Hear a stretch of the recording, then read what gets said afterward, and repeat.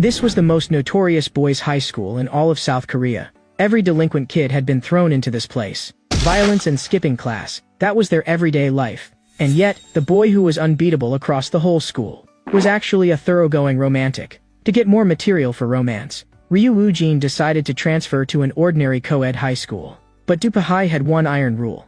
If you wanted to leave, you had to defeat every student in Dupal, and that suited him just fine. This school, which no one had ever conquered, was completely rewritten because of his enrollment. Because in Ryu Woo-jin's eyes, strength was everything, and nothing was impossible. But when he saw the rejection notice in his inbox, this was not the result he wanted at all. Just then, a voice came from outside the door. "Hey, number one idiot, isn't today the day the results come out?" The next second, his door was kicked open, and from that look on your face, it was obvious you got rejected again. Then she looked straight at the screen. "I bet the feedback you got is the same as always. Just as expected, too many action scenes, not suitable for the romance genre. See? You should have listened to your sister a long time ago. You idiot, why do you always insist on stuffing action scenes into romance stories?" Ryu Woo-jin admitted that his sister was right. He was a die-hard romantic, and he was determined to become a romance webtoon artist.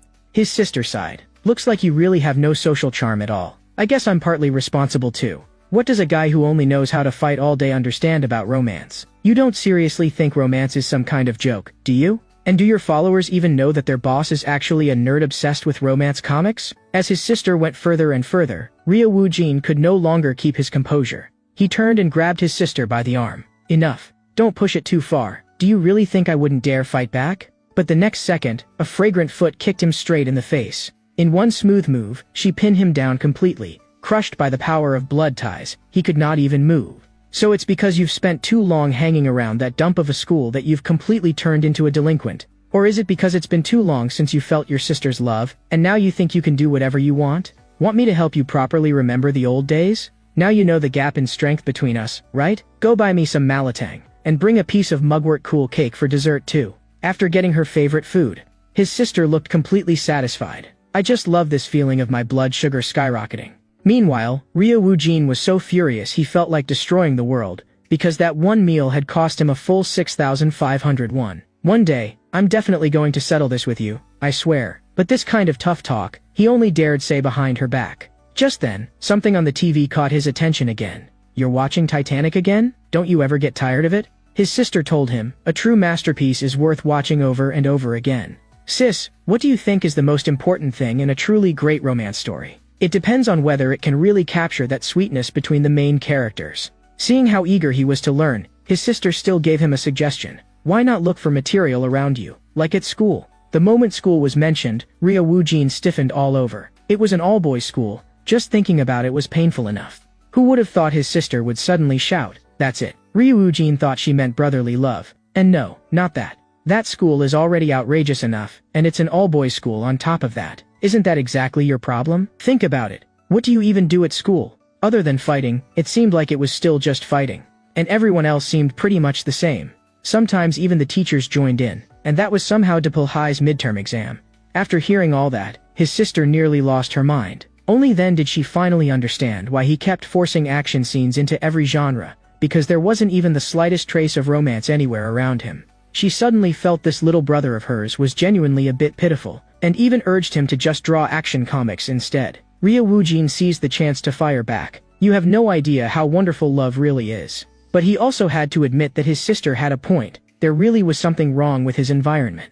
If he transferred to an ordinary co-ed school, then he could collect a huge amount of romantic material, uniform dates, love letters hidden in desks. Just thinking about it was exciting. So, he decided to transfer. His sister felt his change had come too suddenly. But on second thought, he should have left that school a long time ago anyway. So looked at that way, it wasn't a bad thing.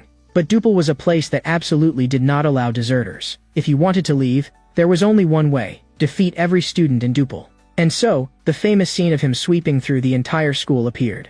The last boy, still gasping for breath, looked utterly confused. "Senior Woo-jin, why are you doing this?" This boy, named Masuho, was a first-year student at Dupal High. Ryu Woo-jin could only apologize to him, because this school could not give him what he wanted. Masuho shouted at the top of his lungs, "What is it that you want? A new powerful rival, or to conquer the whole school?" No, what this school really didn't have was material he could use to write romance stories. Masuho's brain crashed on the spot, And just like that, Ryu Woojin transferred to Danyang High. The teacher said that a transfer student had arrived today. She asked him to introduce himself. Looking at this handsome boy, the students were all thinking the same thing. He only brought a notebook, not even a backpack? Could he be some kind of delinquent? But Ryu Woojin felt that even the air here was sweet. It was completely different from Dupal High. There wasn't even the slightest smell of smoke here. For a moment, all the students began to wonder whether something was wrong with his head. But the next second, he directly opened his notebook. He started taking notes frantically, because this place was simply the perfect environment for writing romance. He had already sensed a wonderful atmosphere, but the teacher beside him just stood there blankly. If you're shy, would you like the teacher to introduce you instead? But how could that Sundara Ryu Woojin possibly admit to something like that? In that case, he might as well just do things the old Dupal High way. Nice to meet you all, you bastards. Who's the boss here? That shout was like a bomb exploding on the spot. Everyone felt a lunatic had transferred into their class, and even the teacher was so mad she laughed. What did you just say? You little punk, come to the office with me right now. Some people even thought, what era is this? It's not the 80s or 90s. What exactly is he trying to act out? At the cafeteria, Ryu Woojin sat there alone, and the moment the other students saw him, they all walked around him. In everyone's eyes, he was a lunatic, and the old-school campus thug kind too. He simply could not figure out how things had turned out like this. It was already lunch break. But let alone some romantic encounter, there wasn't even a single person willing to come talk to him. Since no one came to him, then he would take the initiative himself. But the next second, a voice suddenly came from behind him. Wow, you're even more handsome up close. Ryu Woojin froze on the spot. What kind of development was this? I heard some rumors about you, so I wanted to see for myself what kind of person you really are. Ryu Woojin instantly perked up. The rumor said you're handsome, said the girl, whose name was Yumina, a second-year student. At that very moment, Ryu Woojin felt like the whole world had changed. He could not even quite figure out what this feeling was. His heart had actually started beating faster. Don't get the wrong idea, okay? Want me to show you around the school? Was this her way of taking the initiative to get close to him? Ryu Woojin's pupils widened all at once. And so, the two of them slowly walked through the campus, one in front of the other. As they walked, Yumina introduced the school to him. If you go down that path, you'll reach the music room. If you go this way, you'll get to the gym storage room.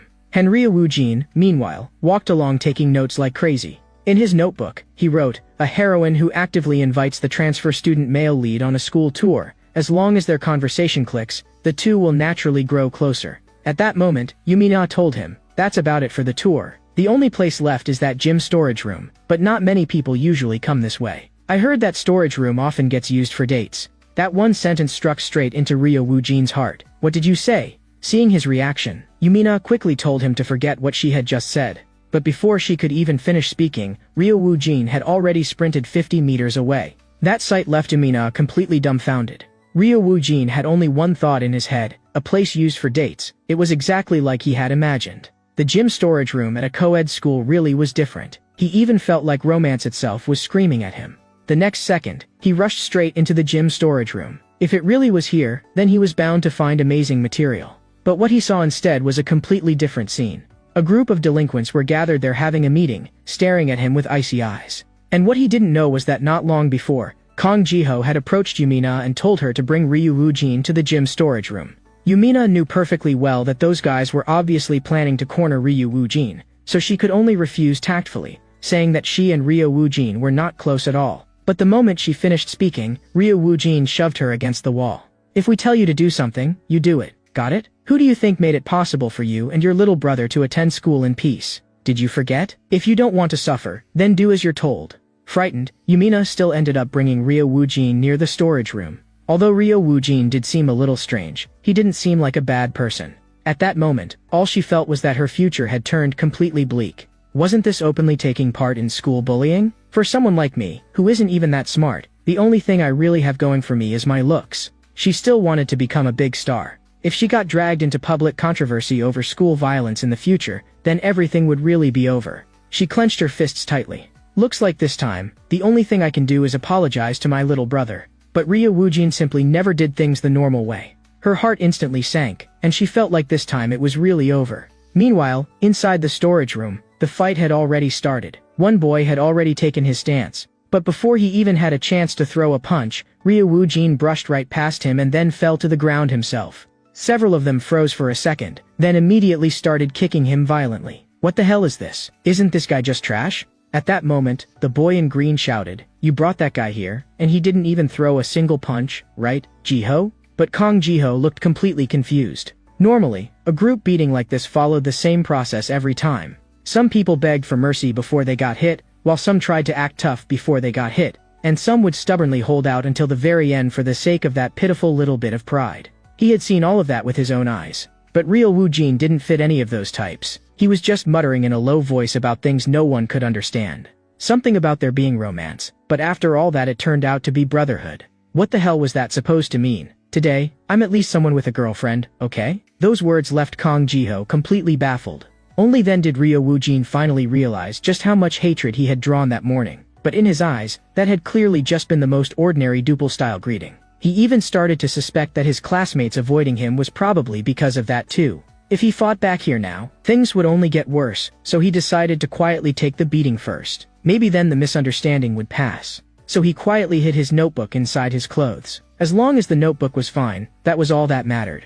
But of course, things still headed in the worst possible direction. The boy in green snatched his notebook away. Kong Jiho opened it and even read it aloud. Co-ed school, no smell of smoke, heroine who shows me around the school, building intimacy is entirely possible. And what's this too? Notes about Yumina. No way. Your hobby is seriously creepy. At that moment, Ryu Woo-jin had already stood up. Now on his feet, he spoke coldly. Give it back. But Kong Jiho, completely unaware of the danger, became even more unrestrained instead. A guy with no pride should just take the beating quietly, shouldn't he? Looks like this thing is really important to you. Ryu Woo-jin was already close to losing control, and his voice dropped noticeably. My notebook. I'll say this one last time. Give my notebook back. But Kong Jiho just bared his teeth in a grin. Quit pretending, you bastard. The next second, he actually started tearing it up even more dramatically. Ryu Woo-jin's eyes widened instantly. Kong Jiho seemed to relish that reaction. If you've got the guts, come pick it up yourself. The others nearby joined in with mocking voices too. Ha ha ha, it's fine. If you just said, please give it back, maybe I wouldn't have torn it. The next second, all their expressions changed at once. Where do you think you're going? We haven't even... Before he could even finish speaking, a fist the size of a sandbag smashed brutally into his face. The terrifying impact sent his whole body flying on the spot. Seeing this, Kong Jiho froze where he stood too. No one had expected that the guy with the buzz cut would pass out cold on the spot. And then came the next one. Ryo Woo-jin grabbed him by the head, and immediately followed with a vicious knee strike. That boy's eyes rolled back on the spot. Wait a second, the confession got ruined. Kong Jiho and the others never would have imagined that today they had kicked an iron plate. Damn it. The next second, the boy in the white shirt charged in too, throwing a punch. Ryu Woo-jin casually tossed aside the guy in his hand who had already passed out. With one kick, he slammed straight into the white-shirt boy's face. And right after that, it was the boy in green. But he couldn't even take a single punch from Ryu Woo-jin. In the end, only Kong Jiho was left standing alone. Hey, transfer student. The moment those words fell, a mist of blood exploded into the air. That's about enough from you, you punk. How can you be this arrogant, acting like you're such a big deal? In Kong Jiho's hand, there was already a baseball bat. Ryo Woo-jin merely looked at him expressionlessly. That one look actually scared Kong Jiho instead. What the hell? This guy took a hit like that and didn't even blink. And this is an iron bat, it actually got dented. Kong Jiho was completely stunned. The next second, Ryo Woo-jin grabbed the bat in one hand. So when fights break out at co-ed schools, people shamelessly use weapons too. Nice, I've got new material again. Looks like transferring to this school really was the right choice. With that, he seized Kong Jiho by the collar. That alone made Kong Jiho's legs go weak. Wait, I can apologize for hitting you. After hearing that, Ryo Woo-jin almost laughed. Apologize? What are you talking about? Do boys do that kind of thing too? Ryo Woo-jin slowly clenched his fist. Anyone who touches my most precious drafts, I will never forgive.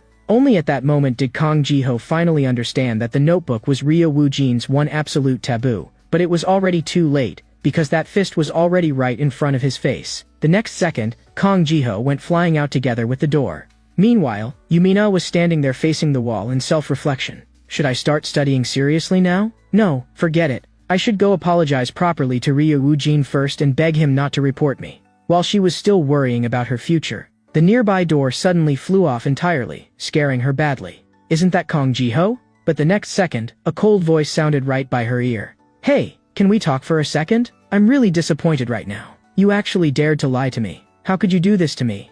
At that moment, Ryo Woo-jin was obviously genuinely angry. Yumina was even getting a little dizzy from how he was shaking her. You beat all of Kong Jiho's group by yourself. Were you some kind of #1 fighter at your old school? Am I next? She put on a pitiful expression. But Ryu Woojin didn't buy it at all. There was no romance whatsoever. What exactly were you trying to do by gathering a bunch of guys together? Seriously, enough already. Yumina froze on the spot, completely unable to understand what he was talking about. Didn't you say it was a place couples often go to? A gym storage room at a co-ed school. I was really looking forward to what might be different about it. But that place was just an ordinary fighting ground. Ryu Woojin looked utterly disappointed. Yumina could only think that this guy really did have something wrong with his head. Shouldn't he be angry that Kong Jiho and the others tried to jump him? But for Ryu Woojin, who had dominated Dupal High, this kind of thing was routine. If there was anything that truly made him angry, it was Kong Jiho tearing up his precious notebook. The more he thought about it, the angrier he got. He really should go back and beat them up again. Yumina hurriedly grabbed him. You need a notebook, right? I happen to have a brand new one here. The next second, she pulled out a notebook with a pink heart on the cover. Yumina had actually felt a little embarrassed, thinking Ryu Woojin would definitely dislike it. But who would have thought that Ryu Woojin would snatch it away in one motion? Then he looked up at the sky and shouted, "Romance." Yumina had never expected him to like it that much. She had even been planning to prepare another new one for him tomorrow. But the most important thing right now was to take him to the infirmary first. Only then did Yumina finally understand that Ryu Woojin had actually transferred schools just to search for romantic inspiration. She felt that he really was impressive, but even more like a madman. But in Ryu Woojin's heart, he still could not let go of his material. Did that mean he would have to transfer again? Seeing how persistent he was, Yumina said she could help him.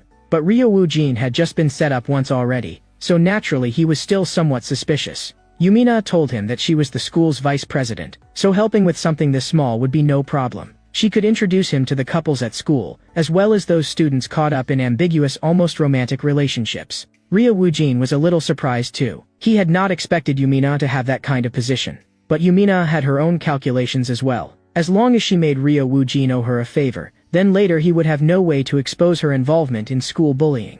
No matter what, they should help Ryu Woojin treat his wounds first. But just then, someone seemed even more anxious than they were. Sorry, I'm going in first. Doctor, Eugene injured her ankle. Ryu Woojin's pupils instantly widened, as if he had discovered something extraordinary. The doctor also looked speechless after hearing that. You again, Moon Seo-jun.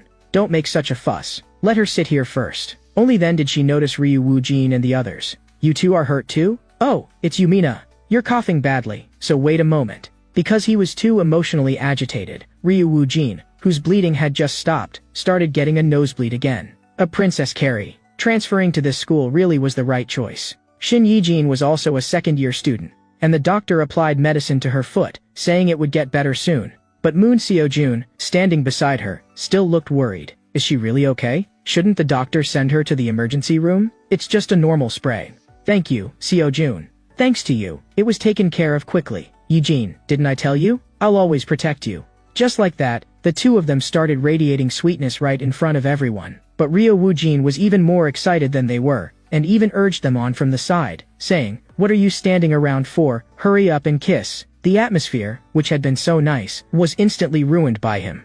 At that point, Seo-jun finally could not hold back anymore and shouted, "Are you done yet? Did a door crush your brain or something? Yumina, who exactly is that guy?" Yumina could only laugh awkwardly and say that he had just transferred in today, so why not greet him first? I'm Ryu Woojin. Oh, that's the guy who walked in asking who the boss was, like some thug from a bygone era. Ryu Woojin explained that it had actually just been a misunderstanding. There was only one reason he had transferred here, Moon Seo-jun, Shin Yi-jun, it was precisely to meet people like you. That sentence left both of them completely stunned. Moon Seo-jun in particular immediately felt disgusted. So in the end, I still have to get tangled up with a delinquent? What rotten luck. But Ryu Woojin's next sentence was even more outrageous. How long have you two been dating? The force of that question was no less than a nuclear bomb. The two of them stood there stunned for a long while, unable to recover. Dating? Me? With this person? Their expressions were almost exactly the same, and the next second they both immediately denied it, saying they were just childhood friends. But Ryu Woojin clearly did not believe them. You really aren't dating? Yumina added from the side that those two were actually quite famous at school. No matter who looked at them, it was obvious they liked each other, yet they absolutely refused to admit it. After Yumina bluntly exposed that truth, the two of them fell into awkwardness once again. Ha ha ha, forget it. We've known each other too long, so long that I almost don't even feel like she's a girl anymore. Do I not look like a woman to you? Only then did Moon Seo-jun realize he had said the wrong thing. No, that's not what I meant. I mean, this scene was exactly the kind of romantic material Ryo Woo-jin had been looking for. He immediately gave it a perfect score of 10 out of 10. So cute. Well then, after school, how about giving me a spot for an interview? Just then, a voice suddenly came from outside the door. Is Moon Seo-jun here? The one who had come was Choi Jin-ho, a third-year student. He had come to find Moon Seo-jun to play soccer. Eugene is here too. Hi, but Eugene is hurt right now, so it's kind of. So what? Are you hurt too? Shin Yi-jin knew all too well what kind of person Choi Jin-ho was, so she could only hurry to smooth things over. Seo-jun, I'm really fine. You should go. I can leave with me now. Ryo Woo-jin could not believe he actually left that decisively. Watching the two of them walk away, Ryo Woo-jin immediately became unhappy. Hey, aren't we supposed to do things in order? Where did you cut in from, anyway? You don't know any rules at all. The air instantly seemed to freeze. Seo-jun, didn't he already promise to accept my interview? The moment Choi Jin-ho heard that, his expression darkened immediately, and he raised a foot to go teach Ryo Woo-jin a lesson, but Moon Seo-jun stopped him in time. Big bro, wait. Choi Jin-ho lowered his head and stared at Ryo Woo-jin. What did you say? You little punk want to die? Jin-ho, that guy has a head injury, so his mind isn't very clear right now, and he only transferred here today too. Let's not stoop to the level of someone like that. Come on. At that moment, the doctor also raised a hand and pointed to one side. Don't you see the bandages over there? Blood is practically spurting out of his head. Only after everyone stopped him did Choi Jin-ho finally turn and leave. Transfer student, you'd better be careful. If I run into you again next time, you're dead. Meanwhile, Ryo Woo-jin was still thinking about what Seo-jun had said earlier. No, I look pretty normal to me. The next second, he suddenly realized something. Wait, no, I was telling you not to cut in line. Shin Yi-jin immediately covered his mouth with her clothes. Mina, hurry and hold him down.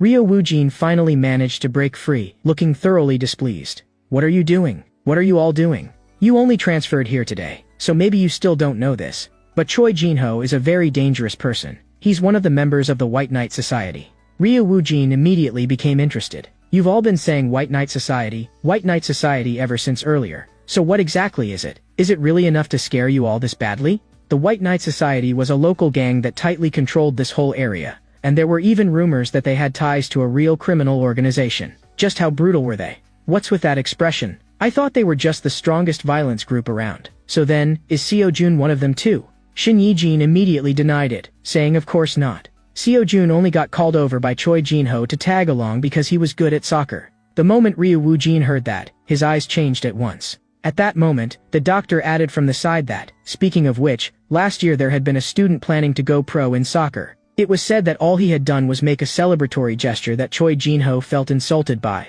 As soon as the match ended, Choi Jin-ho broke that student's leg. A once promising rising star had his dream completely destroyed just like that, yet the final punishment Choi Jin-ho received was only a 1-week suspension. Looking at it that way, the backing behind him was definitely no ordinary matter. Yumina and the others simply could not understand how someone like that was still allowed to remain at school. On the rooftop of the school building, Ryo Woo-jin drew 3 portraits. It's all because of this guy, everything got thrown into chaos. What kind of second male lead is he supposed to be? If it were just a matter of helping these two fulfill their romance and taking care of Choi Jin-ho along the way, that actually wouldn't be hard, but if the author personally stepped in to interfere, would that really be okay? He felt this was the pain of creation. It was precisely to search for romance itself that he had left his previous school. But now, in this school too, there seemed to be malignant cells that could kill romantic cells. Looks like a little cleanup is necessary. At this moment, everything on campus was reflected in his eyes. Big bro, why did you call me here? Because I have something I want to ask you.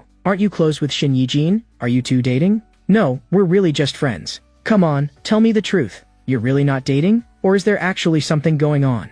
After getting a denial, Choi Jin-ho finally revealed his true intention. He suggested that since no one was home right now, Moon Seo-jun should invite Shin Yi-jin over to hang out. He even bluntly said that he was very interested in Shin Yi-jin, and then pretended magnanimity by saying that, for the sake of their brotherhood, he would graciously step aside. By this point, Moon Seo-jun had already quietly clenched his fists. But Choi Jin-ho acted as if he hadn't noticed at all, urging him to call and invite her out immediately. Moon Seo-jun could only force himself to say that Shin Yi-jin was at cram school right now. The moment Choi Jin-ho heard that, his expression darkened instantly. If I told you to call, then call. Why are you talking so much? Moon Seo-jun felt suffocated under Choi Jin-ho's overwhelming presence. And in the end, he still dialed Shin Yi-jin's number. Seo Jun, where are you? The teacher will be here soon. Well, Eugene, Jinho wants us to go to his house together. The moment Shin Yijin heard that, she instinctively resisted, because she knew all too well what Choi Jinho was usually like. There was no way she dared accept an invitation like that. But Moon Seo Jun still wanted to try one more time. He said that Choi Jinho usually treated them pretty well, didn't he? It should be fine. They could just go say hello and come back quickly. After hanging up, Choi Jinho showed a playful smile. When the time comes, I'll pour you some water. Pretend to take a couple of sips, then make an excuse and leave first. That sentence made Moon Seo Jun's whole body stiffen. What about Eugene? As if the answer were obvious, Choi Jinho even looked frivolous. If two people are alone together, the atmosphere will naturally turn intimate. He even bragged about his experience, saying he had used this trick many times before. Hearing that, Moon Seo Jun was already seized by murderous intent, and in the next second, a scene from childhood suddenly flashed through his mind. It was something Shin Yijin's father had once said to him. Thank you for keeping our little princess company. You have no idea how mischievous Yijin is. From now on, I'll be entrusting Yijin to you.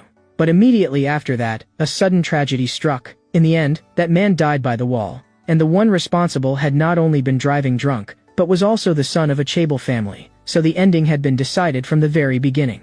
Looking at Eugene crying in the corner, Moon Seo Jun made a vow in his heart. No matter what dangers or upheavals he might face in the future, he would give everything he had to protect Shin Yijin. But now, Choi Jinho wanted to trample that vow with his own hands. He even said that he had dated girls like Shin Yijin before, girls without fathers. Girls like that, lacking a sense of security, would come leaning in on their own as long as someone was just a little nice to them. The non-stop humiliation finally completely ignited the fury inside Moon Seo Jun, and in the next second, he slammed a hard punch straight into Choi Jinho's face. The two people beside them were dumbfounded on the spot. What are you doing, Moon Seo Jun?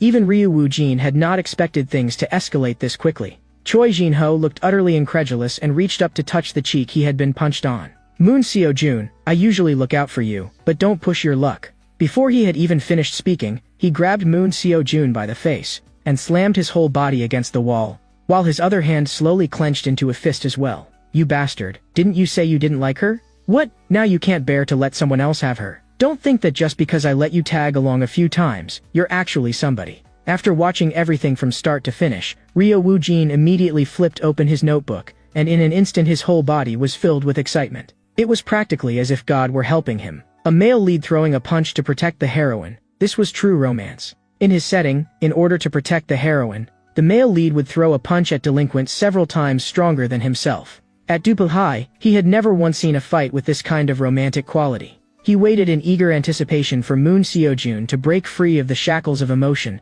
counterattack out of nowhere, and put on a classic scene of the protagonist awakening and turning the tables. But reality was that Moon Seo Jun was nothing but a punching bag from beginning to end. That listless, dispirited look of his made Ryo Woo-jin more and more anxious as he watched. Aren't you the protagonist? Get up and fight back. But the spotlight was clearly reserved for Choi Jinho. He smashed yet another brutal punch into Moon Seo Jun's face. And Ryu Woo-jin was gripping his notebook so hard it was almost crumbling. Get up! Hurry up and get up! But Moon Seo Jun lay there motionless on the ground like a dead dog. Just then, the sound of an iron rod scraping across the ground let out a harsh screech. Our dear little Seo Jun, whom we care about so much, I will be sure to pass the message on to Eugene for you. And tell her you were too busy to come. Just as Moon Seo Jun was about to take that blow, a pen suddenly flew straight in front of Choi Jinho's eyes. He froze for a moment, then flew into a rage the next second. Who was that? Which bastard threw that? And Ryo Woo-jin's figure had already dropped straight down from above. His eyes were icy cold.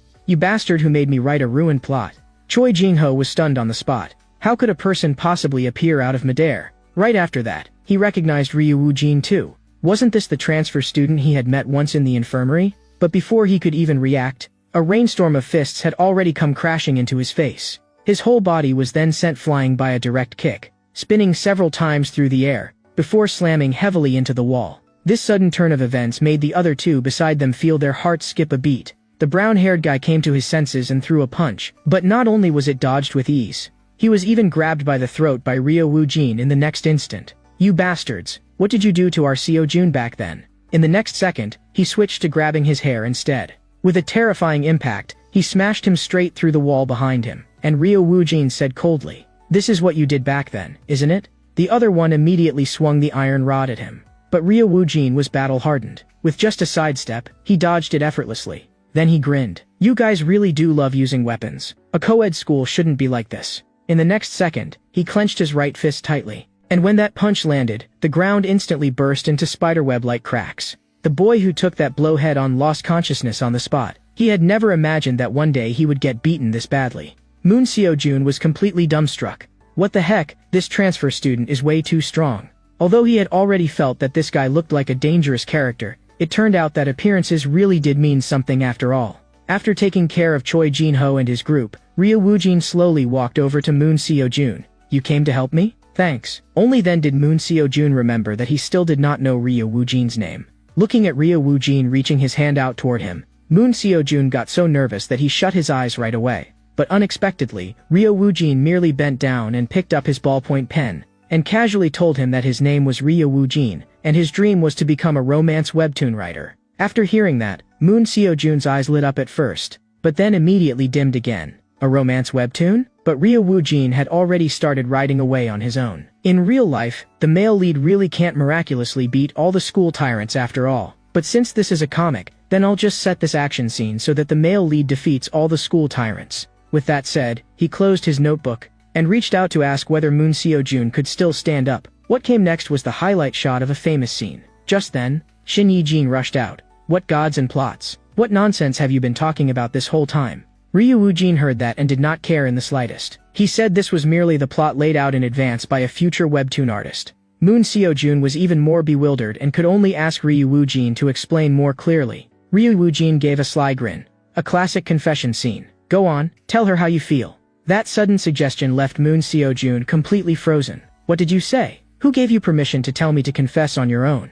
And besides, more importantly than that, why is Yi-jin here? Faced with Moon Seo-jun's shock and panic, Ryo Woojin immediately gave an explanation. When I jumped down from the rooftop just now, I tossed them a note on the way. The moment Yumina and Shin Yi-jin saw that note suddenly fly over, both of them showed expressions unlike anything they had ever shown before. On the note were the words, Moon Seo-jun is in danger. Hurry to the back of the school.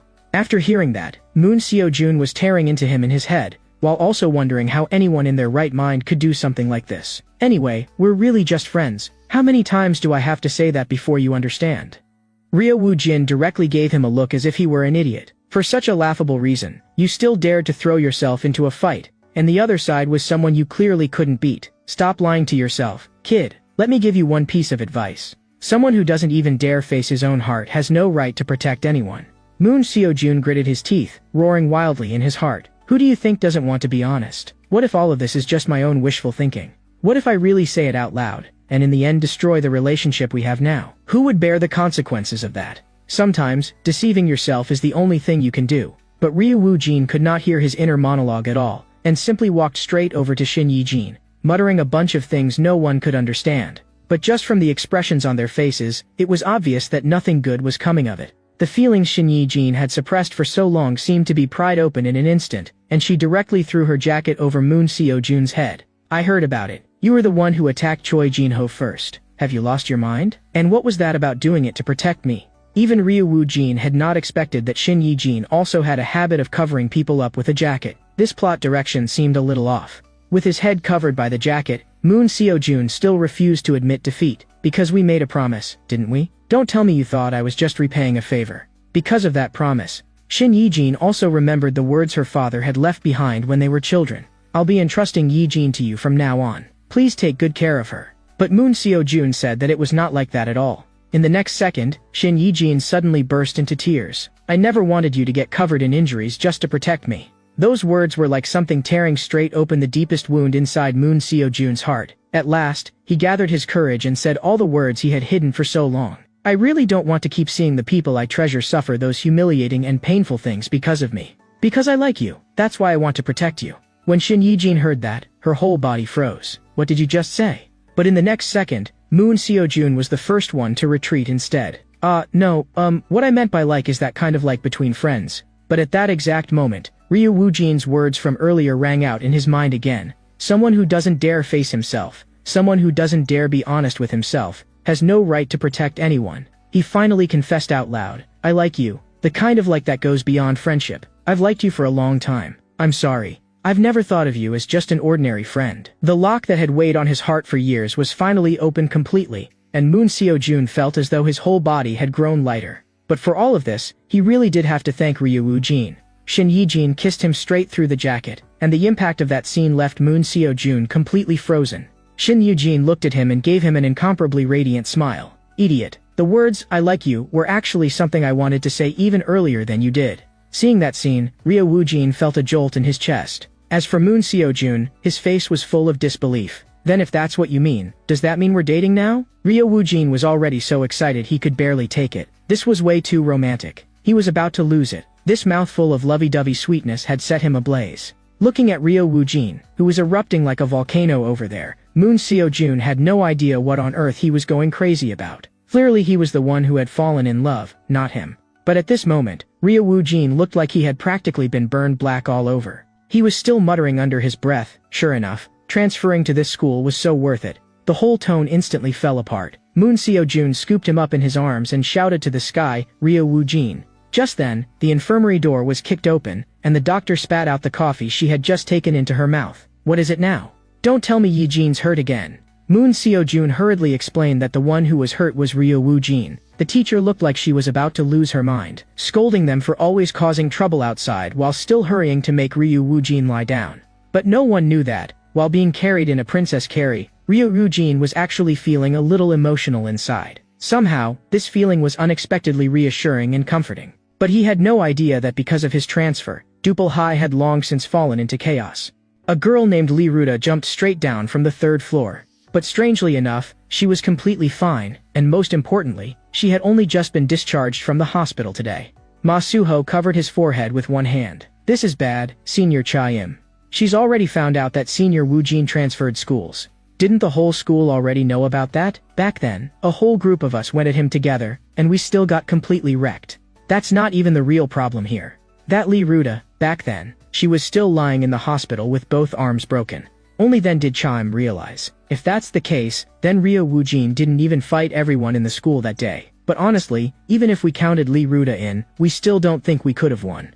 After recovering from her injuries and learning that Ryu Woo-jin had already transferred, all that remained in Lee Ruta's heart was resentment. She did not think she had stayed away because she was scared. To her, this was an insult, a sign that she had been looked down on. April arrived, and the lingering chill gradually faded away. The flowers had all bloomed, and spring had officially come. In Ryu Woo-jin's eyes, spring was also the season most suited for romance to bloom. He bared his teeth in a grin. "Hey, nice material. Nice, everyone's gathered, huh?" And beneath the cherry blossom trees had become a place for couples to date. One couple who had only started dating 2 hours earlier were already being sickeningly sweet. The boy gently fed the girl. To Ryu Woo-jin, a scene like this was one of the most classic iconic moments in romance comics. A boyfriend feeding his girlfriend fam, too sweet. He excitedly recorded it at top speed. But the girl quickly noticed his creepy gaze. "Appa, that person is so scary. He's been staring at us like a pervert this whole time." But the boy did not take it seriously at all. "Isn't he just some high school kid?"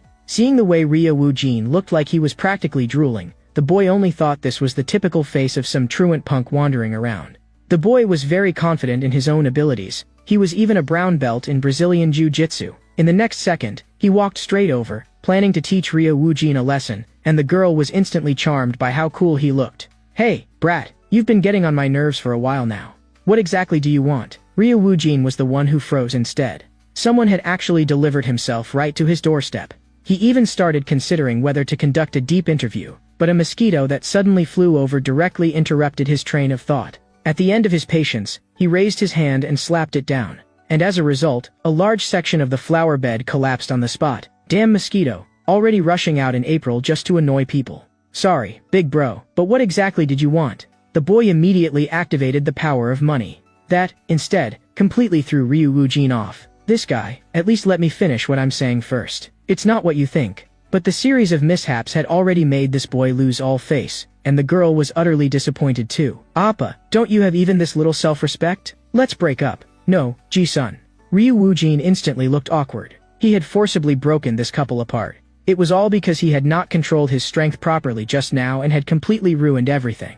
He silently reminded himself that from now on, he had to be much more careful. At this moment, the soccer field was lively as could be. At the side of the field, Eugene was loudly cheering for Moon Seo-jun the whole time.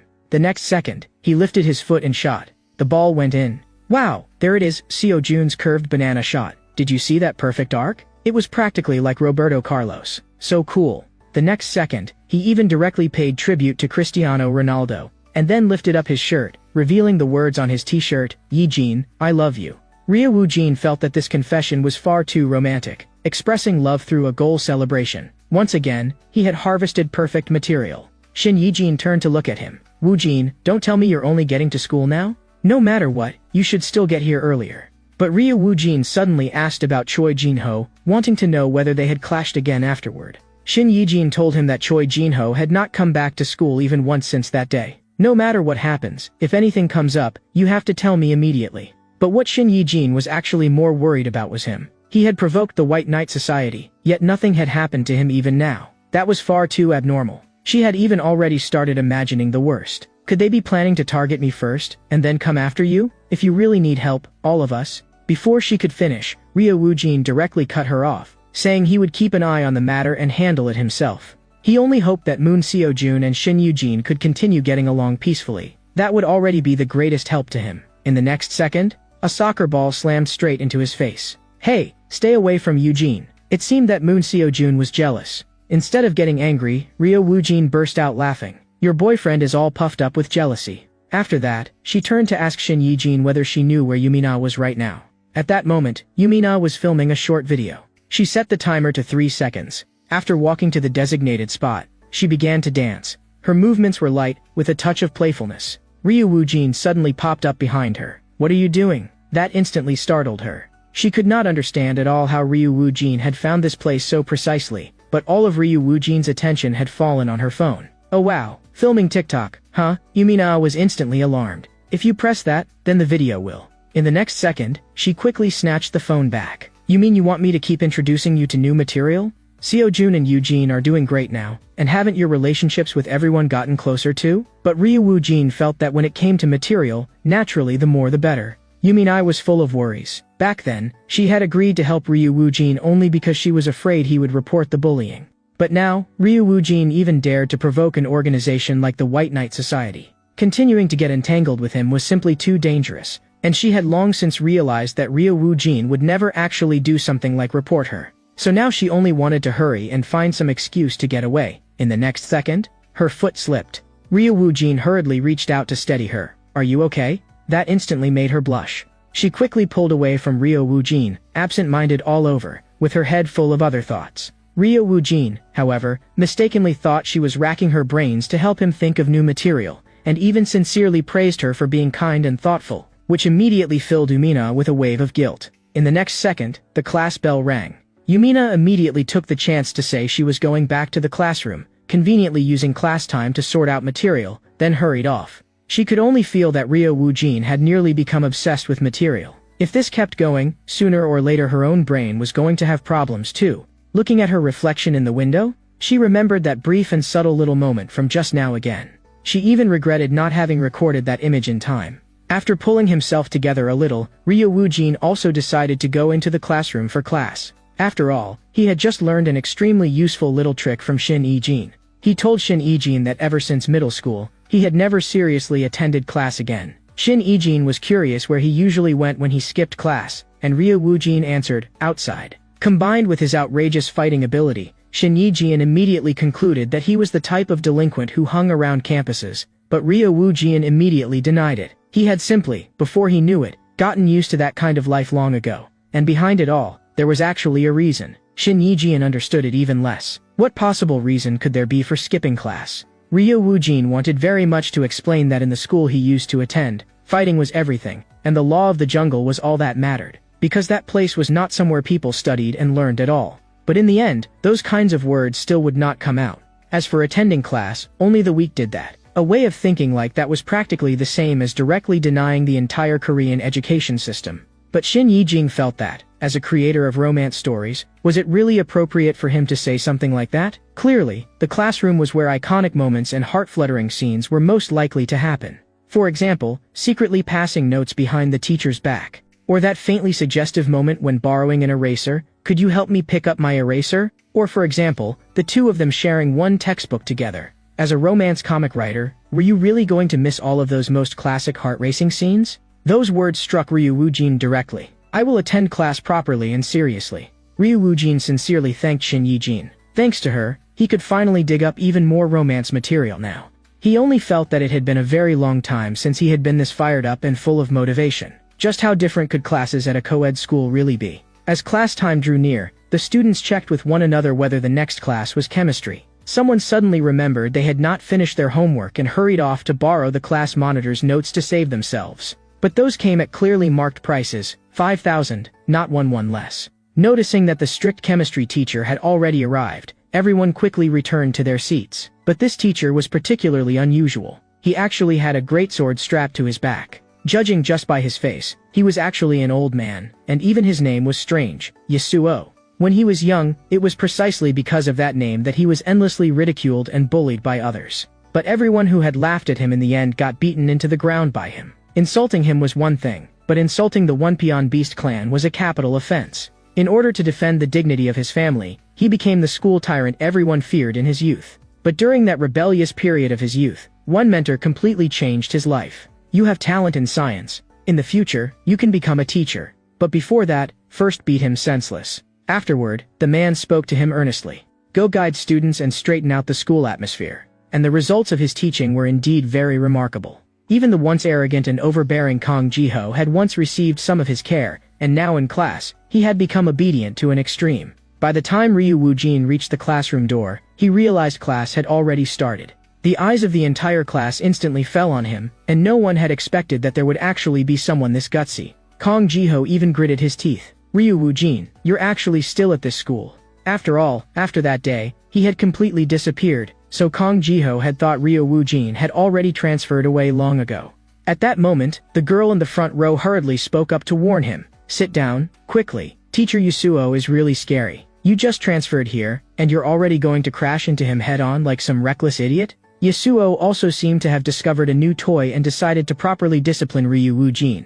Ryu Woojin was stunned for a moment at first, and what came next was corporal punishment. That instantly made Kong Jiho feel delighted. "Now you've really embarrassed yourself completely. This time, you're totally done for." But in the very next second, Yasuo directly told him to shut up. Kong Jiho instantly lost all his swagger. It seemed that discipline in a co-ed classroom really was strict, but what was with this strange stillness? There even seemed to be a strange fragrance drifting over. Yasuo did not expect Ryu Woojin to notice it, and told him that it was a Japanese samurai sword, the kind of thing sprinkled on takoyaki. Ryu Woojin was even more confused instead. Using food to talk nonsense like that, what exactly was he trying to do? "Shut up. This is an ultra-aged wooden sword specially custom-made for me by a Japanese craftsman. Its hardness is enough to smash your skull open with ease." Just as he said, the ground was knocked into a small dent. Then Yasuo began writing on the blackboard. "Why didn't you come to a single class before this? I had a somewhat special educational environment." "Oh, so you were homeschooled. In that case, you should be able to solve a problem of this level, right?" Ryu Woojin was genuinely stunned. What was this guy suddenly doing? Yasuo told him that he simply wanted to confirm whether Ryu Woojin could keep up with the class progress. In Yasuo's view, when dealing with someone like him, compared with simply using force, crushing and tormenting him mentally was the more effective method. Those school tyrants and delinquents loved pretending they were strong, so then let him completely expose his humiliation in front of the whole class, socially die on the spot, and make a complete fool of himself. He wore an expression like his scheme had succeeded, feeling that this move of his was absolutely perfect. But the very next second, he was thoroughly slapped in the face. Ryu Woojin directly gave the correct answer. Yasuo refused to believe it at all. Damn it, so there really are school thugs who are good at studying.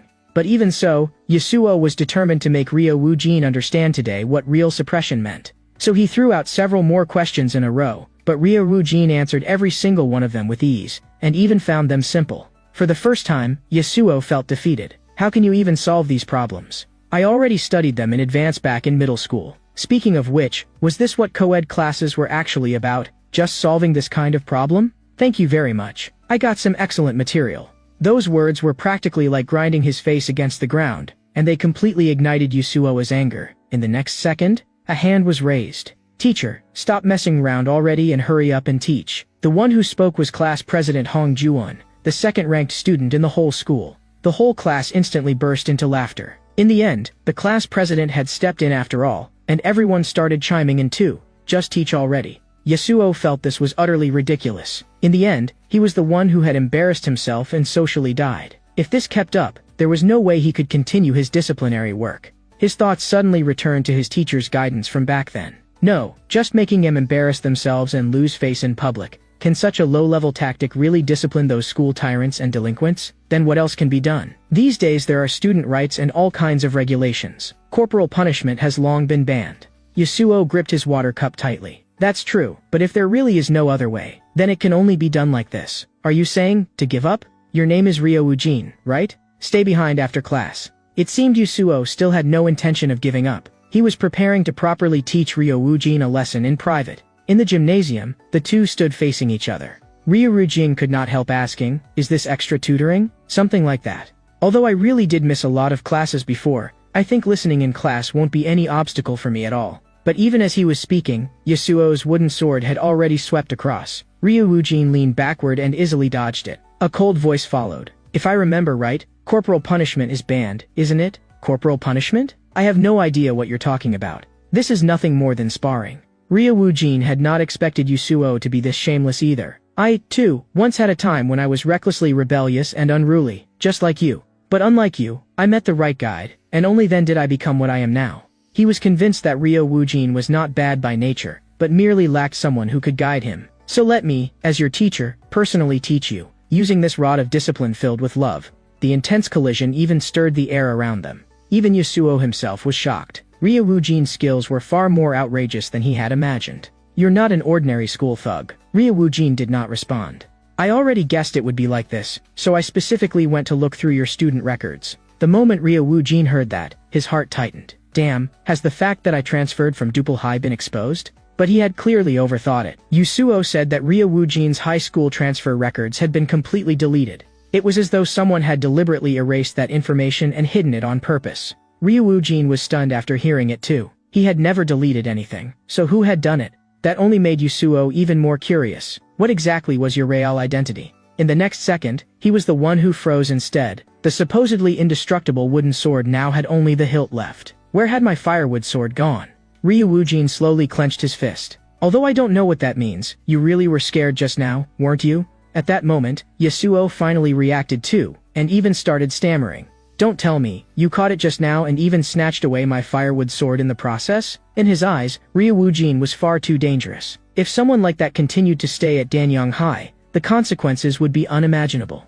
This school would become the worst school in history, the same kind of trash school as Dupal High. He absolutely would not allow that to happen. That was a school that had long since become hopeless, filled with riots and chaos, a rotten school beyond saving. With a 99.9% rate of producing gang members, it was a completely hopeless dump.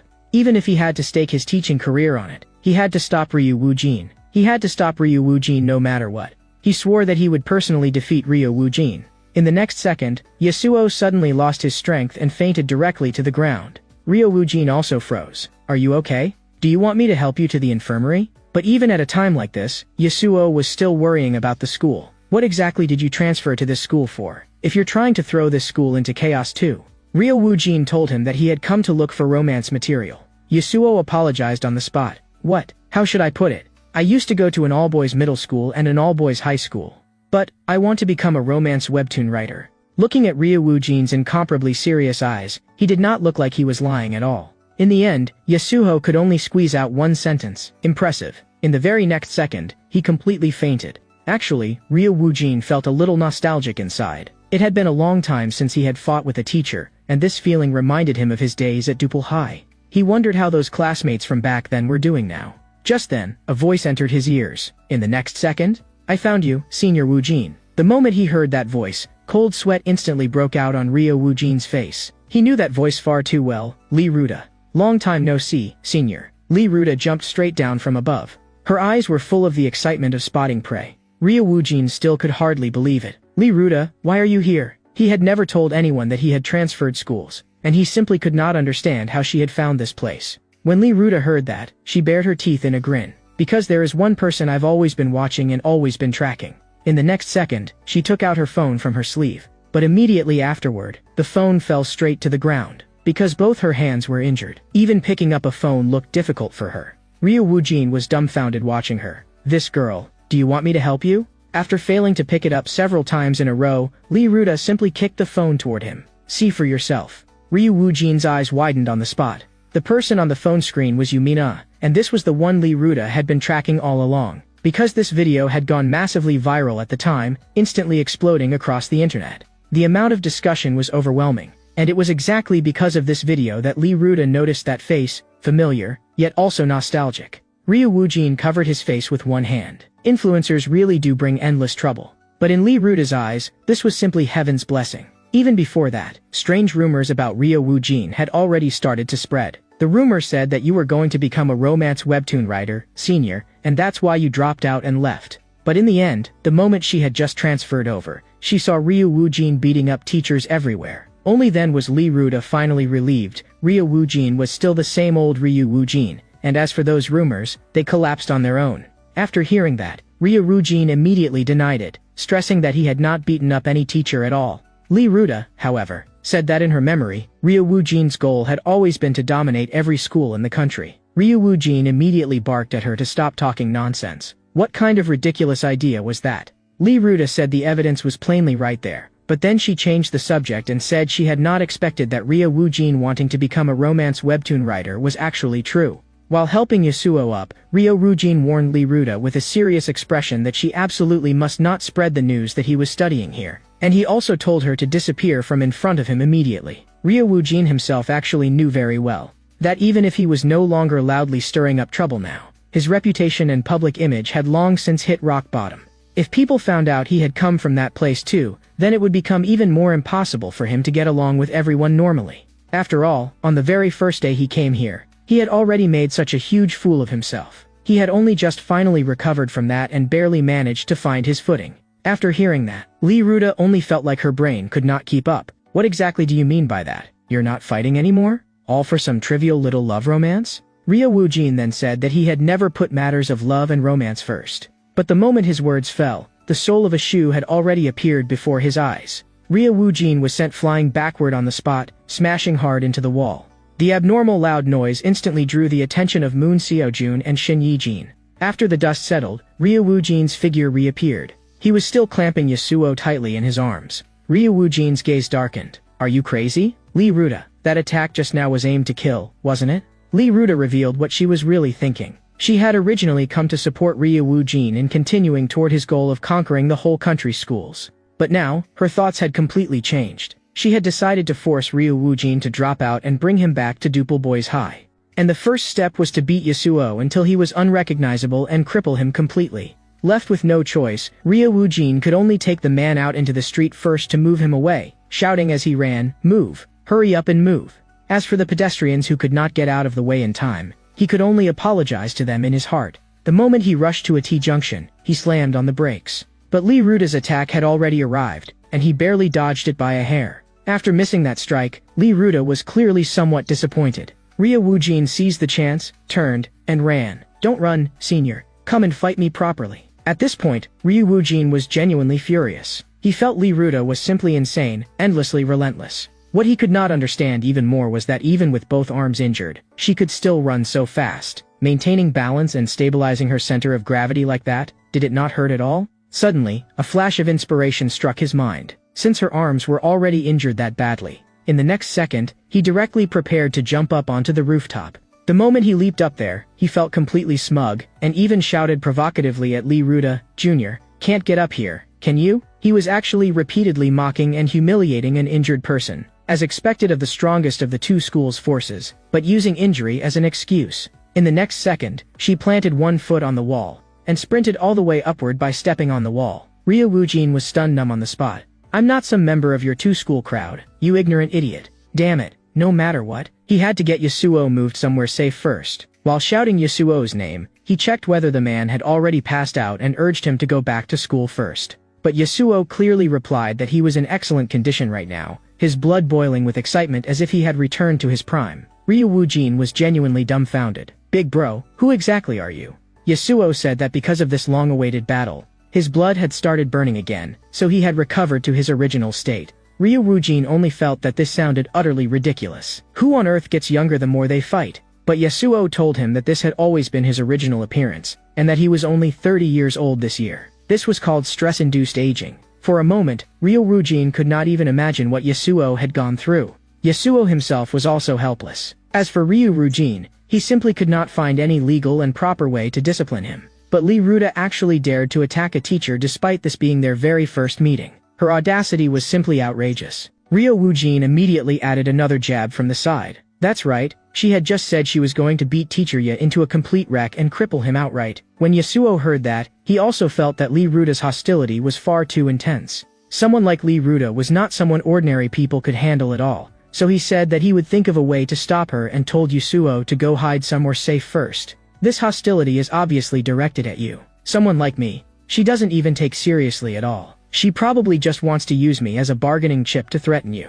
The proof is, before he could finish speaking, Lee Ruda's foot had already kicked up to right in front of Ryo Wujin's neck. Ryo Wujin let out an "oh," realizing that it really was true. But Yasuo moved a step ahead and blocked Lee Ruda's attack with both arms. At that moment, Lee Ruda was also full of confusion. Just who exactly was this person? Could he really be that old man from just now? Then let's properly greet each other first. Nice to meet you, brat, get lost. Yasuo replied to her directly, not a chance. Ryo Wujin was his student, and even if anyone was going to fight him, it should be him. In the first round, Lee Ruda was forced back directly. Wujin, go first. I'll hold her off here. But Ryo Wujin still could not stop worrying.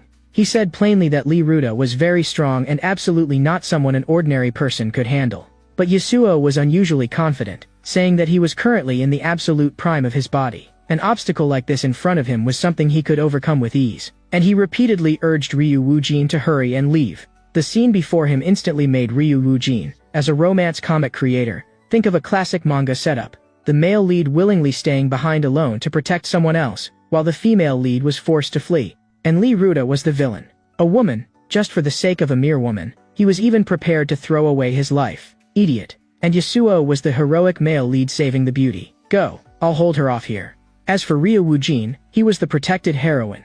His thoughts exploded in an instant. He only felt that this scene was far too romantic. His mind began frantically constructing matching lines and plot developments, and he even started struggling over how, according to manga settings, the weaker side ought to choose. That left even Yasuo and Lee Ruda staring in shock. They were supposed to be fighting side by side, but by the setting, the opponent was clearly an overwhelmingly powerful enemy that could not be defeated. If instead of escaping here, they went together toward destruction, then that would be the greatest betrayal and contempt toward the man who had staked his life on this. So in his heart, he decided on the male lead's line, I'll hold them off here, hurry and run, and the female lead's line would be. At that moment, Yasuo, no longer able to endure it, shouted directly, why aren't you gone yet? Get lost. Okay, Appa. That one line instantly shattered Yasuo's composure. What did that brat just say? But what he never could have imagined was that the one whose composure shattered was also Lee Ruda. What exactly is your relationship with Senior? What nonsense are you two talking about?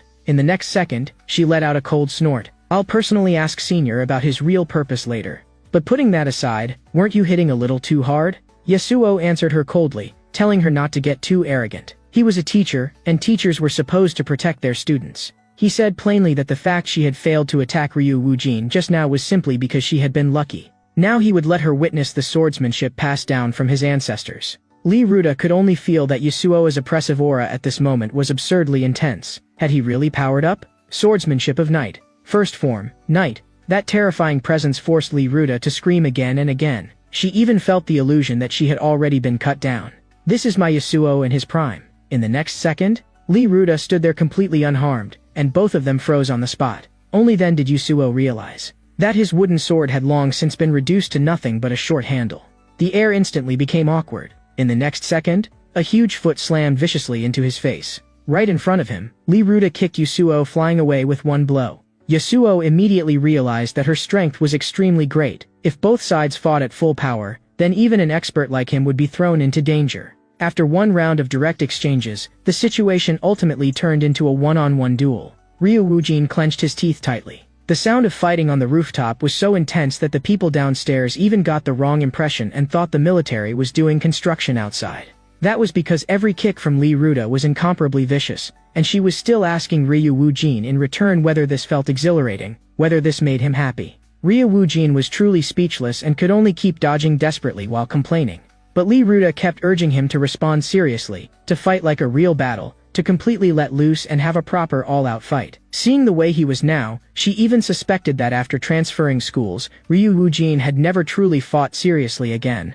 That was actually true. Even when dealing with people like Kong Jiho, Ryu Woojin had always been deliberately holding back. She knew Ryu Woojin too well. If he really got serious, then even she would have to lie in the hospital for half a year. But he still refused to respond. Ryu Woojin had transferred schools for the sake of so-called romance. To her, that reason was nothing but utter bullshit. Faced with a desk flying straight at him, Ryu Woojin could only grit his teeth and take it head-on. Who would have thought that in the next second? Lee Ruda had already appeared above his head and, without the slightest hesitation, brought down a kick. While blocking, Ryu Woojin told her to stop before going too far. All he wanted was romance. Seeing that he was still so stubbornly obsessed, Lee Ruda's attacks only became fiercer. You are violence itself. But I was saved by that very violence. From that moment on, Ryu Woojin became the idol in her heart. Back then, it was precisely because of Ryu Woojin that she went to Dupo Boys High. As that resentful kick came crashing down, the floor was smashed through on the spot, and the woman working downstairs screamed in fright.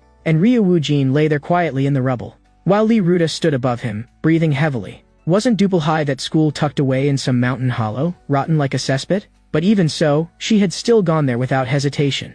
So it turned out that Lee Ruda had always hidden an unforgettable past in her heart. The one who had once saved her was not a friend, not family, not a teacher, and not even a police officer on duty, but the Ryu Woojin standing before her now. He had once said to Lee Ruda that in order to protect everything precious in your heart, you have to desperately become stronger. Become the strongest person in this world. Lee Ruda was completely moved by those words. Even though she had no evidence to prove it, deep in her heart she was convinced that the person before her would one day stand at the pinnacle of the strongest. Influenced by Ryu Woojin, even though she herself felt fear in her heart, she still decided to follow him, willing to stake her life on staying by his side, wanting only to keep walking that road with him. But that sincerity was rejected. No matter how much Lee Ruda thought about it, she could not understand it, and she kept questioning him, asking why he was blocking her from moving forward, even asking in return whether he was that chairman who had staked his life on it. But that was not what she meant at all. The only person who had truly staked everything to walk this path, from beginning to end, was herself alone. But afterward, she still took the initiative to apologize, admitting that she had formed prejudice against others based only on appearances, and only told him that he absolutely had to keep working hard. Not long after, the straightforward Lee Ruda reported to Duple High. As a new incoming first-year student, she skillfully used the school style of greeting. Long time no see, you bastards. I'm here to enroll. The moment she said that, even the chairman burst out laughing, feeling that she really did not know the height of heaven or the depth of earth. But it was exactly that flamboyant personality that made the chairman like her even more, and he agreed on the spot to let her enroll. But when he turned to her enrollment file, he realized something was wrong, because Duple High had originally been an all-boys school. Yet the gender recorded on Lee Ruda's file was female. Faced with the chairman's shocked gaze, Lee Ruda did not care at all and directly stated that something like gender meant nothing on the battlefield. Duple High had always been a place where the strong fought and slaughtered one another. Only the strongest person had the right to stand at the top. Those words instantly stirred the chairman's interest. He admired Lee Ruda's boldness. Not only did he promise that he would help fulfill all her wishes, he even announced on the spot that he would change the century-old boys' school Duple High into a co-ed school. And when Lee Ruda personally revealed her identity, even Ryu Woojin was completely shocked. No one had expected that this overwhelmingly imposing new student would actually be a girl. Meanwhile, another fight ended sloppily. Jin Jian only felt that this level of intensity did not even count as post-meal exercise. Instead, he began to miss the days when Ryu Woojin had been there. At that moment, Ma Suho hurried over. Jin Jian had originally wanted to pull him into a spar, but what the other man brought instead was shocking news. A female student had transferred in.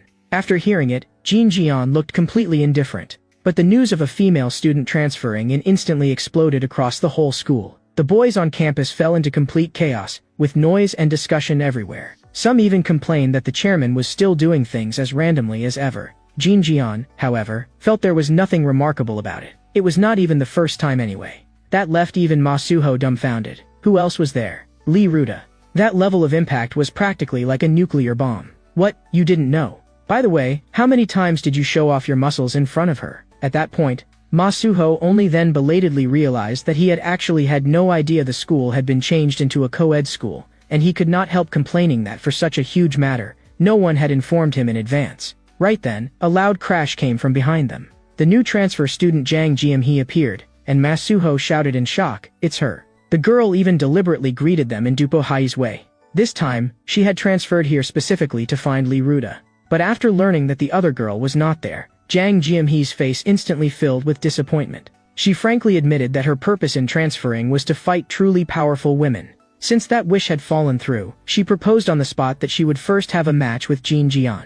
Jin Jian did not hesitate in the slightest and directly accepted the challenge. Even Masuho could not help sighing that he had agreed far too straightforwardly. Then he thought of Ryu Wujin again. Back then, it was precisely because Dupohai had been an all-boys school that he had chosen to transfer away. He had once said that that school could no longer satisfy what he was pursuing. Masuho guessed that he probably knew nothing at all about the school's change. At this moment, Ryu Wujin was leaning against the wall like a quail. After learning the news that Lee Ruda and National Daiji School had both become co-ed, he was completely stunned. The non-stop shocks left his thoughts in total disorder. Thinking back to the first time he had met Lee Ruda, the people around him had repeatedly guessed her gender wrong, but he himself had never once imagined that Lee Ruda could actually be a girl. Now that the truth had suddenly been revealed, the air instantly filled with awkwardness, and neither of them knew how to get along.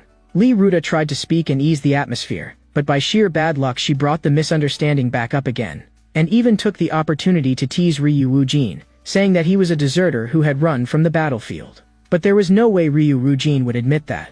Lee Ruda instead spoke to comfort him. The top powerhouse of Dupohai should not have his mentality shaken over something like this. Lee Ruda also directly pointed out that the reason Ryu Wujin had kept getting her gender wrong was because he had never seriously faced her properly. After that, she deliberately made a playful gesture to tease Ryu Wujin and even told him to come confirm it himself. Looking at Ryu Wujin's embarrassed appearance, she finally could not help laughing out loud, and while laughing she said that many things had to be taken slowly, and there was no use being anxious. This series of teasing and provoking completely pushed Ryu Wujin to the brink of exploding. He only felt that Lee Ruda was deliberately throwing his thoughts into chaos, yet he could not do a single thing about her. To break this awkward atmosphere, Lee Ruda took the initiative to suggest going to the convenience store to get something to eat, and she even rarely said that this time she would pay herself instead of letting Ryu Wujin treat her. That unusual thoughtfulness made even Ryu Wujin sigh inwardly that Lee Ruda really was actually a very kind person. But on that peaceful street, danger suddenly appeared. A car went wildly out of control on the road. It charged straight toward the couple by the roadside. The dangerous scene instantly made everyone around cry out in shock. The accident was just about to happen, and Lee Ruda was just about to rush over and save them when Ryu Wujin stopped her. Then Ryu Wujin made a move that caused Lee Ruda to break down on the spot. He grabbed her and jumped down directly, and in midair, her string of screams immediately rang out. "Wait, senior, I can get down by myself." In the next second, Ryu Wujin directly assumed a throwing stance. Lee Ruda was hurled out like a human cannonball. Before the people around could recover from their tension, a huge purple figure came crashing down. The car was forcibly brought to a stop, and the people who witnessed the scene instinctively cried out, thinking a meteor had fallen from the sky. As the dust gradually cleared, Lee Ruda's head was perfectly stuck in the front of the car, and her expression was somehow even a little cute. No one had expected that the one who blocked this disaster would be a girl descending from the sky. She was stuck on the hood like a nail. This was basically a murder attempt meant to drag everyone down together. The man had cheated on his girlfriend of 7 years, and the woman, unable to accept the blow, decided to die together with her boyfriend. But what she never expected was that at the most critical moment, that man actually pushed his affair partner out and used her as a human cushion. The woman who had survived knew that Lee Ruda had saved her, and hurriedly asked whether she was all right. Seeing all this, Ryu Wujin instantly flared up inside. This was nothing like the romantic couple scenario he had been expecting. Forget saving his girlfriend. That guy had actually used her as a human speed bump. Lee Ruda also had not expected Ryu Wujin to be this angry. She even broke into a cold sweat for that scumbag. He was really done for today. But before Ryu Wujin could make his next move, the woman who had been saved struck first instead. Faced with such a selfish and despicable scumbag, she cleanly and decisively broke up with him on the spot. Afterward, she expressed her profound gratitude to Lee Ruda. She even said that she wanted to treat Lee Ruda to a meal. At least half the matter had finally been resolved. Ryu Wujin also apologized for having thrown Lee Ruda out just now. Perhaps Lee Ruda was already used to things like this, because she directly said that as long as he treated her to a lobster meal, the matter could be considered over. At the same time, the two of them turned their eyes toward the woman who had caused the accident. Ryu Wujin even suspected that she had learned driving from a PE teacher. The way she drove was just far too dangerous. The woman cried harder and harder. She said that not only had she let that man move into her home, She had even helped him pay off 18 online loans. But in the end, he had gotten involved with a younger woman and finally abandoned her completely. Ryu Woojin did not have much sympathy for her. He only felt that this was yet another excellent source of material. That man had once been her everything, and now she did not even know why she was still alive. Those words deeply moved Lee Ruta, because she had once said something very similar to Ryu Woojin before. But in the next second, Lee Ruta laughed. She said, "Then live for yourself. After all, this is your own life, and you should live it however you want." But the premise was that she herself had to possess enough strength first. Ryu Woojin thought she had truly come to her senses this time. But in the very next second, Lee Ruta actually challenged that woman on the spot. The moment Ryu Woojin saw that, he dragged Lee Ruta away directly. Lee Ruta protested wildly the entire way, saying that the other woman was already an adult, so maybe having a serious fight would actually make her feel a lot better. Before long, Lee Ruta sat on the bench, waiting quietly. Ryu Woojin came over carrying steaming hot food. But what Lee Ruta cared about was Ryu Woojin's mood. He had recovered far too quickly, yet this very kind of Ryu Woojin still made it impossible to look away. Lee Ruta told Ryu Woojin that what she had just said to that woman was actually something she was saying to herself too. Only just now did Lee Ruta finally understand what she was truly living for. The answer was that only when she fought Ryu Woojin was she the happiest and the most exhilarated. But immediately after that, Lee Ruta ran into a huge problem. With both hands injured, she had no way to eat by herself at all. So Lee Ruta opened her mouth and waited for Ryu Woojin to feed her. But Ryu Woojin only felt a chill run through him, because all this time, he had treated Lee Ruta as a man. But Lee Ruta calmly told him that she was a girl. In the end, Ryu Woojin still could not out-stubborn Lee Ruta, while Lee Ruta ate with a face full of satisfaction. Ryu Woojin really was still that man worth following. Even when he occasionally showed an ordinary side, it was just as charming. Meanwhile, inside a renovated building, the dim light shone on Choi Jin-ho, who was curled up on the ground. Amid the unending coughs were rough gasps for breath. His pained appearance was completely different from the arrogant and domineering image he had in the past. But even so, he still forced himself to endure the discomfort and stared into the depths of the darkness as he threw out a harsh warning. All resentment and conflict could come at him. But if anyone dared touch his friend, he absolutely would not let it go. But from the darkness came a cold voice of accusation, questioning what right Choi Jin-ho had to hold the status of a White Knight Society member while also using that name to become the leader of school bullying. In the other party's eyes, Choi Jin-ho had made no contribution to the organization. He had nothing but brute strength and only knew how to cause trouble. Not long ago, he had even become a laughingstock, easily dealt with by a newly transferred student. A person like that had no value at all in the organization. Choi Jin-ho was anxious and furious, roaring out his companions' names over and over, only because he realized that his companion's condition had already become wrong. But all of it was completely useless. At that moment, the thing in the darkness finally revealed itself. It was actually a doll with a sinister and eerie aura.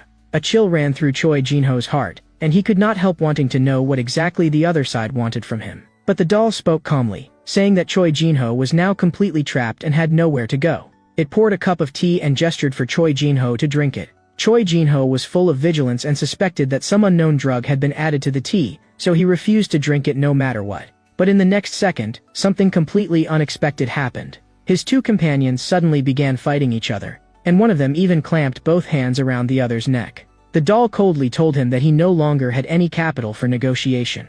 The only choice left to him was to obediently drink that cup of liquid. In his current state, he had no right to refuse. In the end, Choi Jin-ho had no choice but to drink all the liquid in the cup. The drug began taking effect inside his body. Choi Jin-ho became like a puppet out of control, sounds coming from his mouth that did not sound human at all. The one behind the scenes stood to the side and observed the drug's effects, saying that the overall result was fairly acceptable. But there were still deviations in the details. The transformation had not reached the ideal standard. It casually even gave him a name, calling him the little guy who had delivered himself to the door. The scene shifted, and the light-hearted campus atmosphere instantly washed away the oppression from just now. It was already lunchtime now, and Ryu Woojin was irritated beyond measure. He clung tightly to Yumina and ordered her to immediately delete the short video posted on TikTok. Shin Yi-jin could not understand it at all, and instead thought the video had turned out especially well. Yumina also immediately agreed. Of course she was unwilling to delete it. It turned out that Ryu Woojin himself had accidentally posted that video. He only happened to learn about it the next morning. What made Ryu Woojin even more embarrassed to the point of wanting to dig a hole and hide was that the video had unexpectedly gone viral. A junior girl from his former school had even come specifically to find him, her eyes full of longing, just to see her senior. The junior looked obedient and quiet, but in Ryu Woojin's eyes, this meeting was a complete and utter public execution.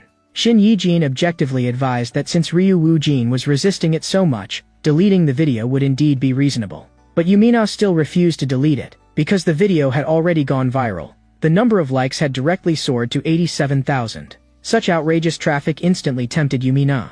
She pestered Ryu Woojin, insisting that he partner with her to film a new video together. She wanted to ride this wave of popularity and chase another viral hit. Pestered to the verge of collapse, Ryu Woojin could not help complaining wildly, accusing Yumina of relying on others for everything and being completely incapable of handling things independently on her own. Seeing that coaxing and pestering were useless, Yumina immediately brought out her bargaining chip. If he did not cooperate with the filming, then in the future she would never again introduce romantic material to Ryu Woojin. That one sentence instantly seized Ryu Woojin's fatal weakness. And so, the two of them took one couple-style photo shoot after another. Even Shin Yijin, who was in charge of taking the photos, was becoming envious. If these two really were a couple, they would be way too sweet. Yumina, who had gotten excited while filming, smoothly brought up class president Hong Juan. This was relationship material she had specially recommended to Ryu Woojin. More importantly, he was also Ryu Woojin's deskmate. Hong Juan was wholly devoted to studying and was still single even now, having never been in a relationship before. Ryu Woojin immediately found it absurd and completely could not understand that kind of state where someone only had studying in their eyes. Yumina hurriedly explained the inside story. Hong Juan and their classmate Jin Suhee actually had a rather ambiguous atmosphere in their usual interactions. It was just different from the sweet dynamic of Moon Seo-jun and Shin Yijin. Juwon and Suhee were more like a bickering pair constantly competing with each other, academic rivals. Ryu Woojin only found it baffling. This could count as romantic material too? Yumina thought he simply did not understand, and planned to go straight into the classroom to introduce the two of them to him. But just a second earlier she had been calling herself a social butterfly and saying she would handle the whole introduction herself. Yet when she reached the classroom door, she suddenly chickened out, making excuses that entering an unfamiliar class was really too awkward and too uncomfortable. Just then, Kong Jiho appeared behind them like a ghost and asked whether she was awkward or uncomfortable. He also casually asked whether she and Ryu Woojin were very close, and even reminded her not to do this kind of meaningless absurd thing. Looking at the hesitant Yumina, he only felt that Yumina did things without thinking and had no sense of limits. But he forgot that beside him stood a great demon king. Ryu Woojin slapped a hand onto him. He even enthusiastically struck up a conversation on his own, sighing that ever since their last fight, the two of them had never had the chance to properly chat. He even casually asked how he had been doing lately. Kong Jiho was made uncomfortable all over by Ryu Woojin's overly familiar attitude, but Ryu Woojin solemnly declared that the two of them had fought fiercely back then. Kong Jiho had even used a weapon and beaten him until he bled. And yet they had become friends through fighting and now could already be considered friends. Those words completely set Kong Jiho off. He shook off Ryu Woojin with one motion, turned around, and left. Not long after, the class bell rang. Yasuo spoke and told Kong Jiho to go in. Yumina could tell that Yasuo seemed a little angry, as though something had happened, but Ryu Woojin pretended that he had heard nothing at all. In class, Ryu Woojin sat beside Hong Juwon with his arms folded, looking cocky. For the sake of gathering romance material, he took the initiative to greet Hong Juwon. That sudden greeting directly left Hong Juwon at a loss. Just then, it happened to be time for an in-class question. Hong Juwon precisely gave the answer, 1.6, and immediately received public praise from Yasuo, securely defending his title as second in the entire school. The classmates instantly burst into admiration. A top student really was still a top student. Yasuo immediately began explaining the core knowledge points behind the problem in detail, but at that exact moment, Jin Suhee arrived late, apologizing repeatedly and saying that she had stayed up all night gaming, then overslept, which was why she was late. Ryu Woojin instantly thought to himself that she was dead. After all, Yasuo was the type who would beat someone up first without asking why, but the result left him greatly disappointed. Yasuo merely reminded her casually to be more careful next time, and Ryu Woojin immediately protested, bluntly complaining that Yasuo's favoritism was way too obvious. Ryu Woojin immediately protested, bluntly complaining that Yasuo's favoritism was way too obvious. Only then did he learn from Hong Juwon that Jin Suhee was the #1 student in the second year. Only then did Ryu Woojin suddenly understand. So the first-ranked Jin Suhee and second-ranked Hong Juwon were the academic rivals who were always clashing with each other. Wasn't this exactly the bickering pair Yumina had recommended to him? Jin Suhee walked straight up to him, surprised that he had actually come to class. What surprised her even more was that Ryo Woojin's grades were actually so good, an absurd contrast to his appearance. She even took the initiative to ask him to study together sometime in the future. After receiving kindness from a top student, Ryo Woojin was instantly moved and repeatedly praised Jin Soo-hee for being kind-hearted, so he silently wrote down a sentence in his notebook: academic performance is directly proportional to character. Of course, she also did not forget to greet Hong Ju-won. But the moment she opened her mouth, she called him second place, and Hong Ju-won, who had been teased about that over and over, was obviously hurt. He told her to stop provoking him like that. The two of them were making so much noise while arguing that the teacher directly called them out, reminding both the first-ranked and second-ranked students to quiet down. Only then did the two of them hurriedly fall silent and behave. But Ryo Woojin laughed from the side. On one side was the dark human experiment storyline hiding secrets, and on the other was noisy everyday campus life. It seemed that this time, transferring schools really had not been a mistake. The weather outside made today feel like a good day. Yasuo, standing at the podium, even stretched lazily. Ryo Woojin, carrying dreams of becoming a writer, sat in the classroom full of anticipation, wondering what surprises today's co-ed class would bring him. His mind was not on the textbook at all. This time, his goal in entering the classroom could not have been clearer. He stared fixedly at the first-ranked Jin Soo-hee and the second-ranked Hong Ju-won, directly treating them as ready-made romance material. His whole mind waiting to personally witness romantic sparks fly between those two top students. In his imagination, two people who sat next to each other every day should already have developed some sweet feelings. But the calmness before his eyes gradually shattered his fantasy. The two of them did absolutely nothing the whole time, and just as he was about to give up, Jin Soo-hee suddenly turned her head to look at Hong Ju-won. At once, Hong Ju-won reflexively tensed up, having no idea what kind of stunt she was about to pull again. Because he knew that whenever this girl smiled, nothing good ever came of it. And Ryo Woojin also fixed his eyes on the scene. In the next second, a small note was tossed onto Hong Ju-won's desk. Ryo Woojin instantly tensed up, and even excitedly guessed that the note might contain some kind of confession, waiting eagerly for a famous scene to unfold. But Hong Ju-won's thoughts were completely different. What exactly could this thing be that she insisted on passing over during such an important class? In the end, there was not the slightest bit of ambiguity in the note. It was merely one of Jin Soo-hee's pranks, and all it said was a joke about Hong Ju-won being forever second place. Hong Ju-won was immediately both embarrassed and angry, and quickly warned her to stop while she still could, but that was exactly the reaction Jin Soo-hee most wanted to see. She did not even care that class was still in session and laughed out loud on the spot. Hong Ju-won was badly provoked by her, his face full of the expression of someone who had no idea what she was trying to do. Seeing that, Jin Soo-hee not only failed to restrain herself, but continued provoking him, bluntly declaring that if he had the ability, he should beat her with his grades, and then deliberately switched to calling Hong Ju-won by the nickname Cola.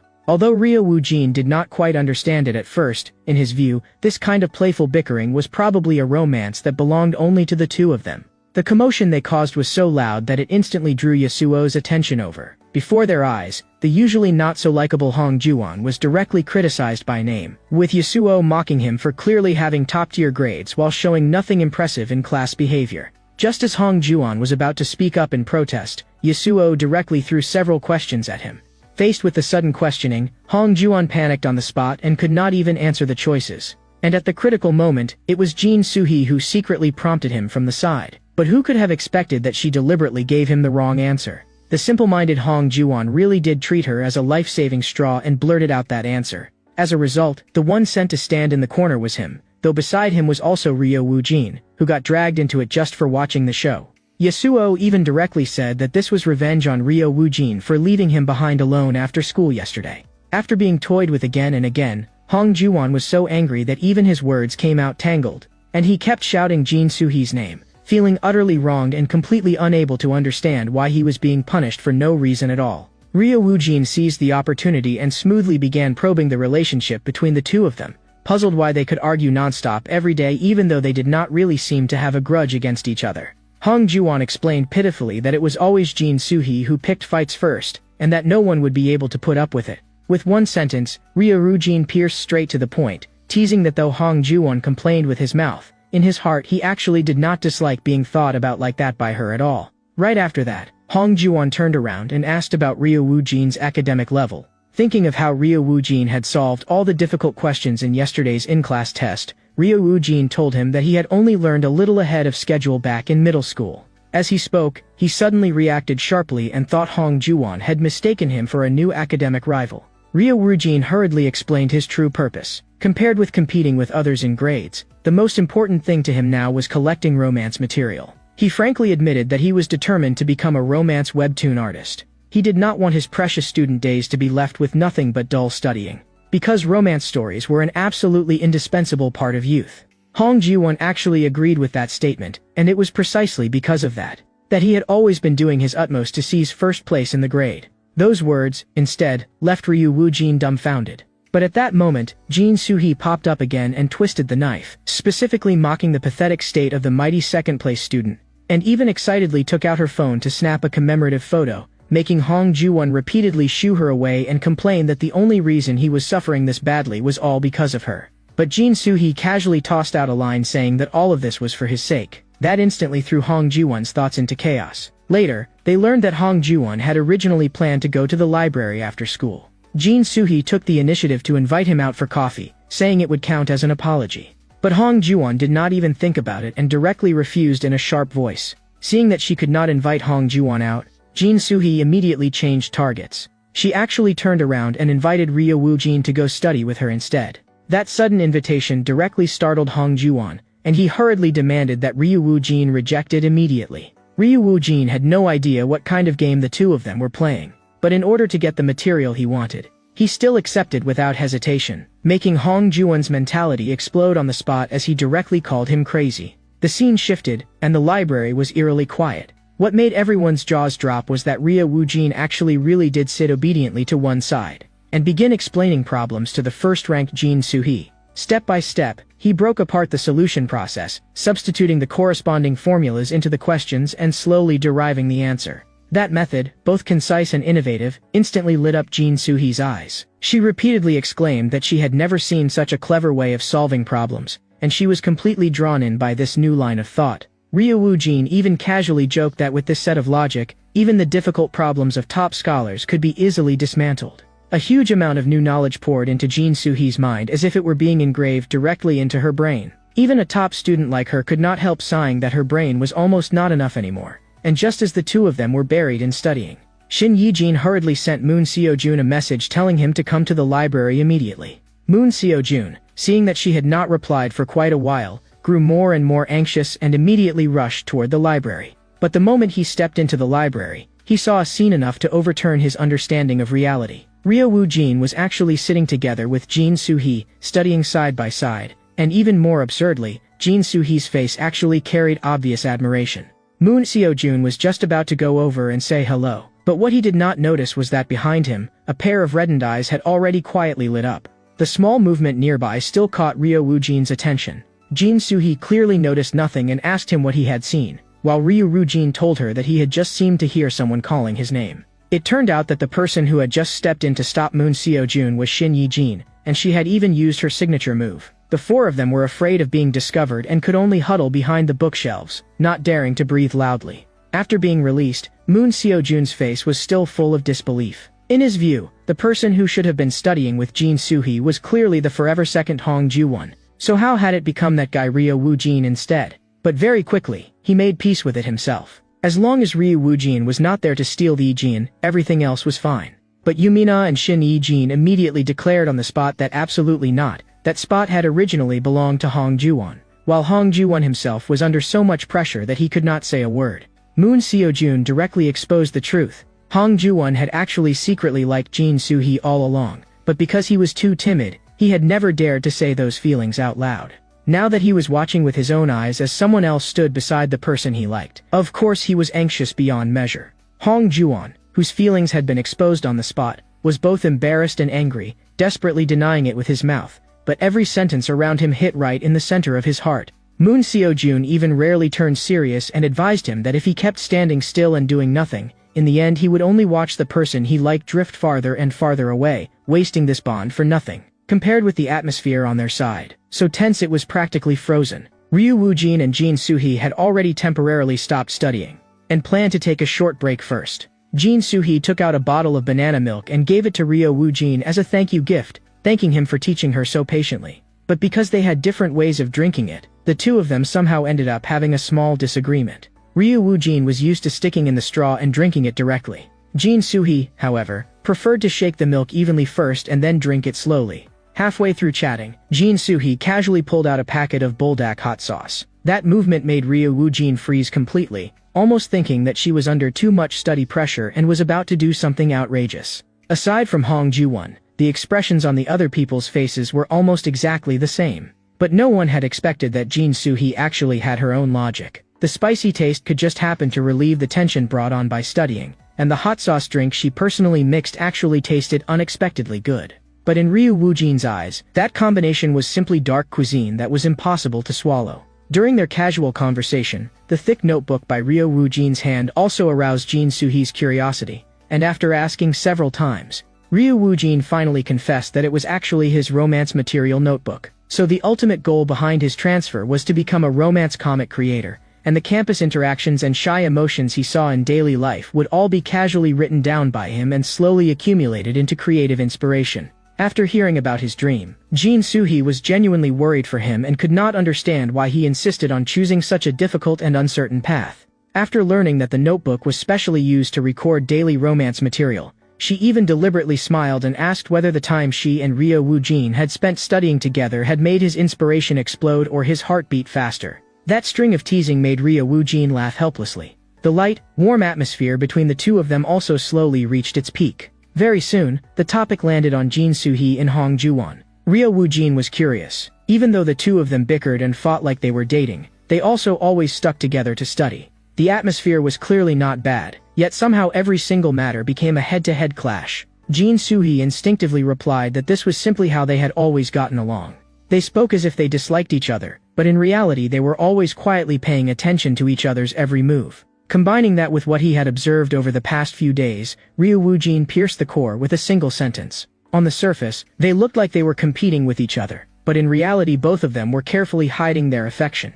It was just that both of them were too restrained, and neither dared to directly say those feelings out loud. Those words instantly struck right at Jin Soo-hee's true thoughts, leaving her angry and helpless all at once. A second ago, she had still felt that Ryu Woojin seemed pretty reliable. The next second, she could not help complaining that saying you could see through other people's hearts just by looking at their faces was way too ridiculous. In a huff, she packed up her things and got up to go home. But because she left too quickly, Jin Soo-hee left behind that packet of hot sauce. Ryu Woojin picked it up and immediately chased out of the library. Along the way, he opened his mouth several times, wanting to return the item to her. But just after leaving the school gate, a few hooligans loitering nearby directly surrounded Jin Soo-hee. They said they had a miracle medicine that could quickly improve grades and coaxed her to close her eyes and give it a try. Jin Soo-hee raised her hand and slapped the thing away. What a joke. As someone who had firmly held first place in the grade for years, why would she need something like that? She directly said that she had been first place since middle school and simply did not need this kind of crooked shortcut medicine. On the spot, she saw through the fact that this group were nothing but street punks trying to hit on her. Seeing that their attempt had failed, the punks instantly turned hostile, immediately beginning to threaten her and even preparing to use force. At exactly that moment, Ryu Woojin also caught up, and the punks mistook him for Jin Soo-hee's boyfriend and declared that they would deal with him too. This sudden scene left the four people who had chased after them completely bewildered. No one had expected things to become this absurd. Hong Ju-won's first reaction was to go find a teacher and call the police while he was at it, but Moon Seo-jun raised a hand first and stopped him. He signaled that things were already over at this point. Hong Ju-won looked utterly confused. Clearly it was those troublemaking punks who should be handed over to the police. Only after pressing further did he finally understand. When Moon Seo-jun said things were over, he was not referring to Ryu Woojin, but to that group of punks, because he knew very well just how strong Ryu Woojin really was. On the other side, the punks had already grown impatient and started yelling at Ryu Woojin, even threatening that if he dared get in their way, they would beat him up too. Hearing that, the corner of Ryu Woojin's mouth instead curled upward. But in the next second, the other side suddenly made a move. Ryu Woojin directly spat out a mouthful of blood, and then his whole body collapsed to the ground. That scene left everyone dumbfounded. Moon Seo-jun's face was full of doubt. Could Ryu Woojin really be this weak? Jin Soo-hee also froze. Looking at Ryu Woojin lying on the ground, the buzzcut guy wore a mocking face and cursed that he was just a useless piece of trash. But immediately after, the scene in front of them instantly changed Yumina and the others' expressions. Blood kept pouring from Ryu Woojin's mouth and nose, making him look especially terrifying. But Shin Yi-jin was not stupid at all. she immediately remembered that Ryu Woo-jin could even endure a blazing fire. Yumina's eyes were also full of shock. In Moon Seo-jun's mind, there even flashed the image of him jumping straight down from a rooftop. There was no way they would believe that someone ridiculously strong like him could not withstand a single punch from that guy. But Hong Ji-won did not know any of this. He thought someone was really about to die, and immediately wanted to call the police. And yet right at that moment, Ryu Woo-jin suddenly shouted to Hong Ji-won for help. Hong Ji-won was stunned out of his mind. He knew very well what he himself was capable of. Seeing that, the buzzcut guy casually slapped Ryu Woo-jin again. Ryu Woo-jin went along with it and fell to the ground. Moon Seo-jun finally could not bear to watch anymore and said he was going over to save him right now. But before he could move, Ryu Woo-jin sternly shouted at him to stop. He simply could not understand what kind of game Ryu Woo-jin was playing, and bluntly said that Ryu Woo-jin was a lunatic who had put all his stats into brute strength. And right now, he was clearly trying to go help him. At that moment, Shin Yi-jin suddenly spoke up. That was Buldak hot sauce. The moment Moon Seo-jun heard that, he also immediately reacted, starting to suspect that everything happening before them was a setup arranged by Ryu Woo-jin himself. But even so, he still had to admit it. Even though Ryu Woo-jin had always been afraid of spicy food, he now still dared to hold that much Buldak sauce in his mouth. For the sake of material, he was really going all out. But Yumina did not agree with that, because during the day she had just asked Ryu Woo-jin what kind of challenge content he wanted to film. At the time, Yumina had suggested that he go dance. But Ryu Woo-jin refused no matter what, saying that Lee Ruta was her fan, and if she saw it, would he not be laughed to death? In the end, Yumina could only change her suggestion and tell him to try the super spicy chicken leg challenge, and at that moment, Ryu Woo-jin had already felt his heart sink. So Yumina knew best just how afraid of spicy food Ryu Woo-jin really was. He was basically a purebred weakling when it came to spice, which meant that his cries for help right now were not an act at all, because that rising wave of spiciness had truly completely wrecked him. In pain, he screamed miserably while desperately calling for Hong Ji-won to save him, wailing in despair that he really could not hold on much longer. Hong Ji-won was frantic, but he usually did nothing but bury himself in his studies and had no strength to fight with, so what could he possibly use to save Ryu Woo-jin? The situation was becoming more and more dangerous. Jin Soo-hee immediately rushed up and grabbed another punk, telling him to stop at once. If they kept hitting him, Ryu Woo-jin would really be in trouble. Hong Ji-won could see it clearly. If this dragged on any longer, even Jin Soo-hee would get pulled into it too. Moon Seo-jun immediately proposed a plan. The two of them would go in together, stop the other side first, and then find a chance to rescue Ryu Woo-jin. Finally gathering his courage, Hong Ji-won rushed out with a stiff upper lip. The buzzcut guy took one look at him and instantly started mocking him, saying that he looked as weak as a chopstick. But when Ryu Woo-jin saw this, he suddenly laughed instead, because he had always believed in Hong Ji-won. He even gave him live advice on the spot. If you are going to hit him right in the solar plexus. Hong Ji-won threw a punch into the buzzcut guy's stomach. On the surface, it looked like it had no effect at all. The buzzcut guy even burst out laughing on the spot, thinking this guy was way too pathetic. Even a kindergarten kid punching him might have had more strength than that. But the moment his words fell, his whole body was sent flying backward. The seemingly ordinary Hong Ji-won had actually burst out with tremendous strength in an instant. The other punk was dumbstruck on the spot and had no idea what had just happened. He only felt that Hong Ji-won had somehow become absurdly fierce. But the most confused person was actually Hong Ji-won himself. He had even started doubting whether he had been playing weak and hiding his strength all along. But only Yumina and the other saw it clearly. Hey, did you see that just now? Yeah, it was too fast. I didn't see it all clearly. But I saw Woo-jin throw a rock in an instant. The other punk grabbed Hong Ji-won by the collar and viciously demanded to know whether he was tired of living.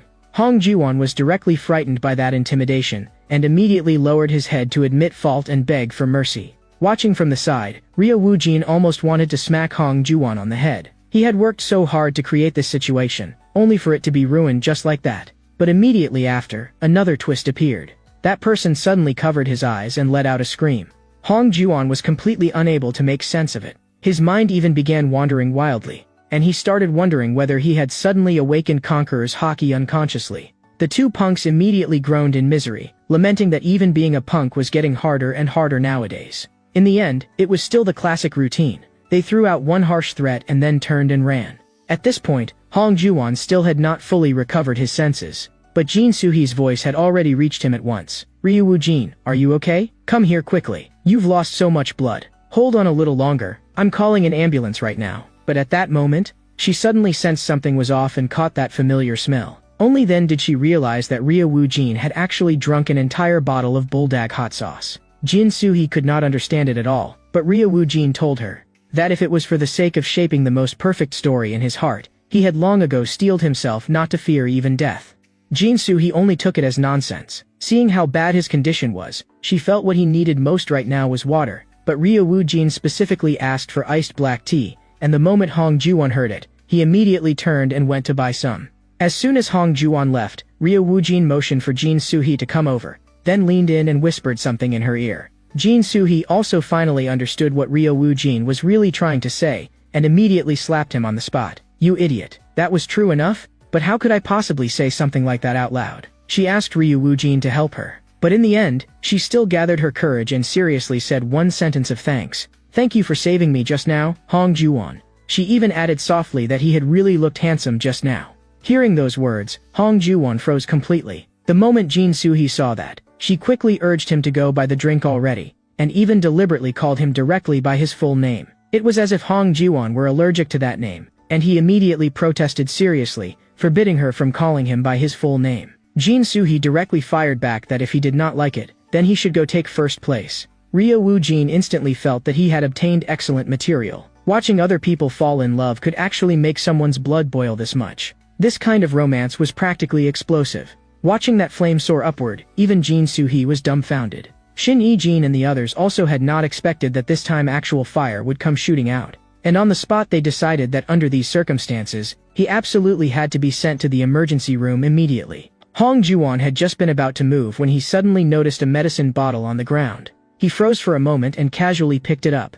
Seeing that, Jin Soo-hee was so exasperated she nearly laughed. "Hey, Hong Ju-won, hurry up already." Only then did Hong Ju-won stuff the medicine bottle into his pocket, though he had once again been called by his full name. Seeing that Ryo Woo-jin truly was about to collapse, he no longer had the energy to argue about such things. The scene shifts. Standing in the school restroom, Ryo Woo-jin smelled that unique scent in the air and could not help sighing inwardly. This was the kind of atmosphere only a co-ed school restroom could have. It was completely a different world from the boys' restroom at the all-boys school he used to attend. This unique ambience actually carried a kind of romance too, and had even become a rare piece of creative material. So he wrote in his notebook that the restroom in a co-ed school was unexpectedly filled with a pleasant fragrance. As a romance-themed rookie webtoon author determined to debut, Ryo Woo-jin completely immersed himself in that atmosphere, turning every tiny and chaotic feeling of this moment into his own romantic realization. When his emotions surged to the very peak, he suddenly lost himself and could not help letting out an uncontrolled shout, scaring the other students into thinking a pervert had entered the restroom. Even after returning to the classroom, he still had not recovered. Hong Ju-won quickly asked him how he was doing, and it was obvious that Ryo Woo-jin had been put through the ringer. But the words coming out of his mouth were still totally off track. Love was originally sour and painful. Jin Soo-hee also could not help sighing that Ryo Woo-jin had just gotten beaten up badly yesterday and had already been seriously injured, yet now the only after effect left was a stomachache. Ryo Woo-jin, however, directly said that the reason he could still be safe and sound right now was all thanks to Hong Ju-won. Even at a time like this, he was still desperately trying to pair those two up. That really did a number on Hong Ju-won. Even now, this simpleton still believed that some kind of powerful combat ability was hidden inside him.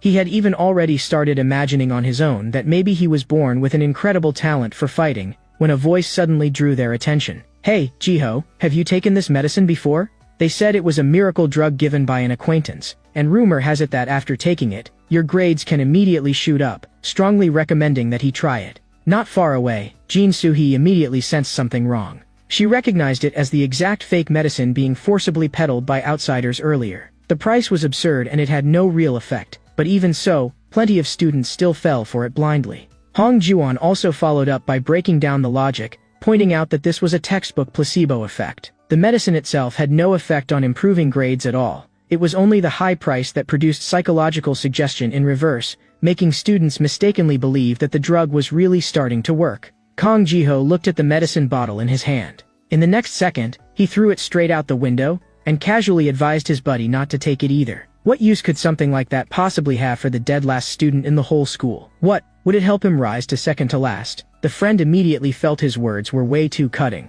Jin Soo-hee added that the guy in the green clothes was exactly the culprit dragging down the class average. At that moment, the teacher walked into the classroom and told the whole class to sit down and steady themselves first. Hong Jiwon noticed that Ryu Woojin's condition was obviously not right. Thinking back to how he had swallowed that ultra-spicy buldak sauce yesterday, he suspected it was the after-effects kicking in and quickly urged him to go to the infirmary. After arriving at the infirmary, the school nurse saw that he had abdominal pain, and calmly remarked that his constitution was way too weak, practically frail to the point of collapsing from the wind. She turned around to look for the usual stomach medicine, only to discover that all the normal stomach medicine had somehow expired. Ryu Woojin did not really care and even wanted to just take the expired medicine to tide himself over, but the nurse rejected that on the spot. Yet in the next second, Ryu Woojin's expression instantly changed. The nurse took out a bottle of homemade unidentified medicine and calmly stated that this was a special stomach remedy personally prepared by her. Looking at that eerie bottle of liquid, Ryu Woojin was full of resistance and immediately questioned it, saying that this thing looked nothing like stomach medicine at all. But the nurse was extraordinarily certain and even bluntly said that she had already completed a full set of clinical trials on her own younger brother, so the safety was absolutely under control. That sentence made Ryu Woojin's scalp go numb on the spot. He hurriedly asked whether her younger brother was even still alive now, and could not help irritably complaining that this method was way too outrageous, so he would rather just go to a pharmacy outside school. This conversation, of all things, happened to be overheard by Yasuo outside the door. Seeing that blue medicine was about to be injected into him, Ryu Woojin instantly turned pale, crying out in terror for help. He even shouted that the nurse was about to inject him with copper sulfate, and he was practically on the verge of losing control. Hearing that, Yasuo also looked stunned. Thinking of that blue medicine, he hurriedly told Ryu Woojin not to worry. That stuff really was stomach medicine. Even though Yasuo personally guaranteed it, Ryu Woojin still felt uneasy all over. But in the next second, he suddenly caught the key point and sharply realized something. Wait, could Yasuo be the younger brother used in the clinical trials? The nurse's face darkened and she quietly snapped at Yasuo. Didn't I already tell you? Don't act like you know me at school. Good grief, these two really were brother and sister. Only then did Ryu Woojin fully realize that the school nurse before him was actually the secretly lurking night teacher. With a cold tone, she pressured him and directly threatened Ryu Woojin with a copper sulfate injection to make him behave, and Ryu Woojin instantly caved. Just as the atmosphere had calmed down, the nurse began questioning Yasuo, asking what exactly he had suddenly come here for. Yasuo complained pitifully that his older sister never replied to his messages. The two of them had obviously agreed earlier to prepare their mother's birthday present together, and he did not want to end up like last year again, paying for everything by himself while his sister just scribbled a greeting card and called it a day. The nurse immediately shifted the topic and instead asked in surprise how Yasuo had returned to his original appearance. Not long ago, his stress-induced aging had clearly become severe to the extreme. She even suspected that Yasuo had secretly been physically punishing students again. Yasuo immediately denied it, saying that he had merely had a fierce fight with Ryu Woojin in the gymnasium. It was exactly because of the immense pressure brought by that time that before he could even finish speaking, the nurse dropped him to the floor with a single injection. Ryu Woojin instantly panicked and hurriedly demanded to know what she had injected him with, but the nurse calmly explained that it was a special nerve blocker she had prepared herself. His vital signs had all been stabilized, so he absolutely would not die. Ryu Woojin was completely stunned. He even developed a sense of shared misery, because he himself was also always firmly suppressed by his older sister's overbearing style. The nurse immediately apologized to him. It's all my younger brother's fault. I'm really sorry. It's okay. On the contrary, back then, I was the one who caused you even more trouble. The nurse handed him another bottle of oral restorative medicine, explaining that the injection would have had a stronger effect, but that the oral medicine would be more or less the same. Then she forcefully demanded that Ryu Woojin drink it immediately. Seeing that he was still hesitating, Yasuo, lying on the floor, also started urging him to drink quickly. He even bluntly complained that although his sister's personality really was not great, when it came to actual fighting and medicine compounding, her skill was undeniably the real deal. The nurse even remarked that he had recovered really quickly, just as expected of her younger brother. Seeing this, Ryu Woojin no longer hesitated and tilted his head back to drink it. The effect was immediate. He instantly felt his stomach become much better. The teacher had saved Ryu Woojin twice before and after, which gradually made him start trusting her. And at the same time Ryu Woojin could not help asking the question that had been bothering him. He truly could not understand why his older sister would come to a middle school like this to be a teacher, because she did not look like someone who would do that kind of work at all. Seeing that Ryu Woojin was basically fine now, the nurse immediately urged him to hurry back to class, and also reminded him that midterm exams were already approaching, telling him to watch his health and prepare well. Only then did Ryo Woojin suddenly realize that the exams were actually already almost here. In the next second, she roughly threw her gaze toward Yasuo as well and told him to hurry back to class 2. Poor Yasuo's body was still tingling and numb at that moment. Moon Seojun was hurrying this way in a rush. Almost there. Gumin, hang in there. The moment Ryo Woojin heard it, he immediately recognized Moon Seojun's voice. If it's Teacher Anna, she'll definitely be able to help us solve everything. But Gumin told him to let go of him, and even said that he still had to go study. Hearing that, Moon Seojun became even more anxious, feeling that he was practically losing his mind. He had clearly already passed out just now, and in his current condition. But he did not notice at all that Gumin was clutching a pen tightly in his hand. In the next second, he suddenly raised the pen high. Shut up. This is the most critical moment right now. I told you, my concentration is at its peak right now. Looking at Moon Seojun collapsed on the ground, all three of Ryo Woojin's group were stunned. This was the first time since he transferred here that he had run into something like this. A bleeding wound had suddenly appeared across Moon Seojun's back. Ryo Woojin grabbed Go Gumin in one yank as his consciousness was already beginning to scatter. Suppressing his anger, he demanded to know what exactly he had done to Moon Seojun, and whether he really had a death wish. But at this point, Go Gumin could not hear any outside voices at all.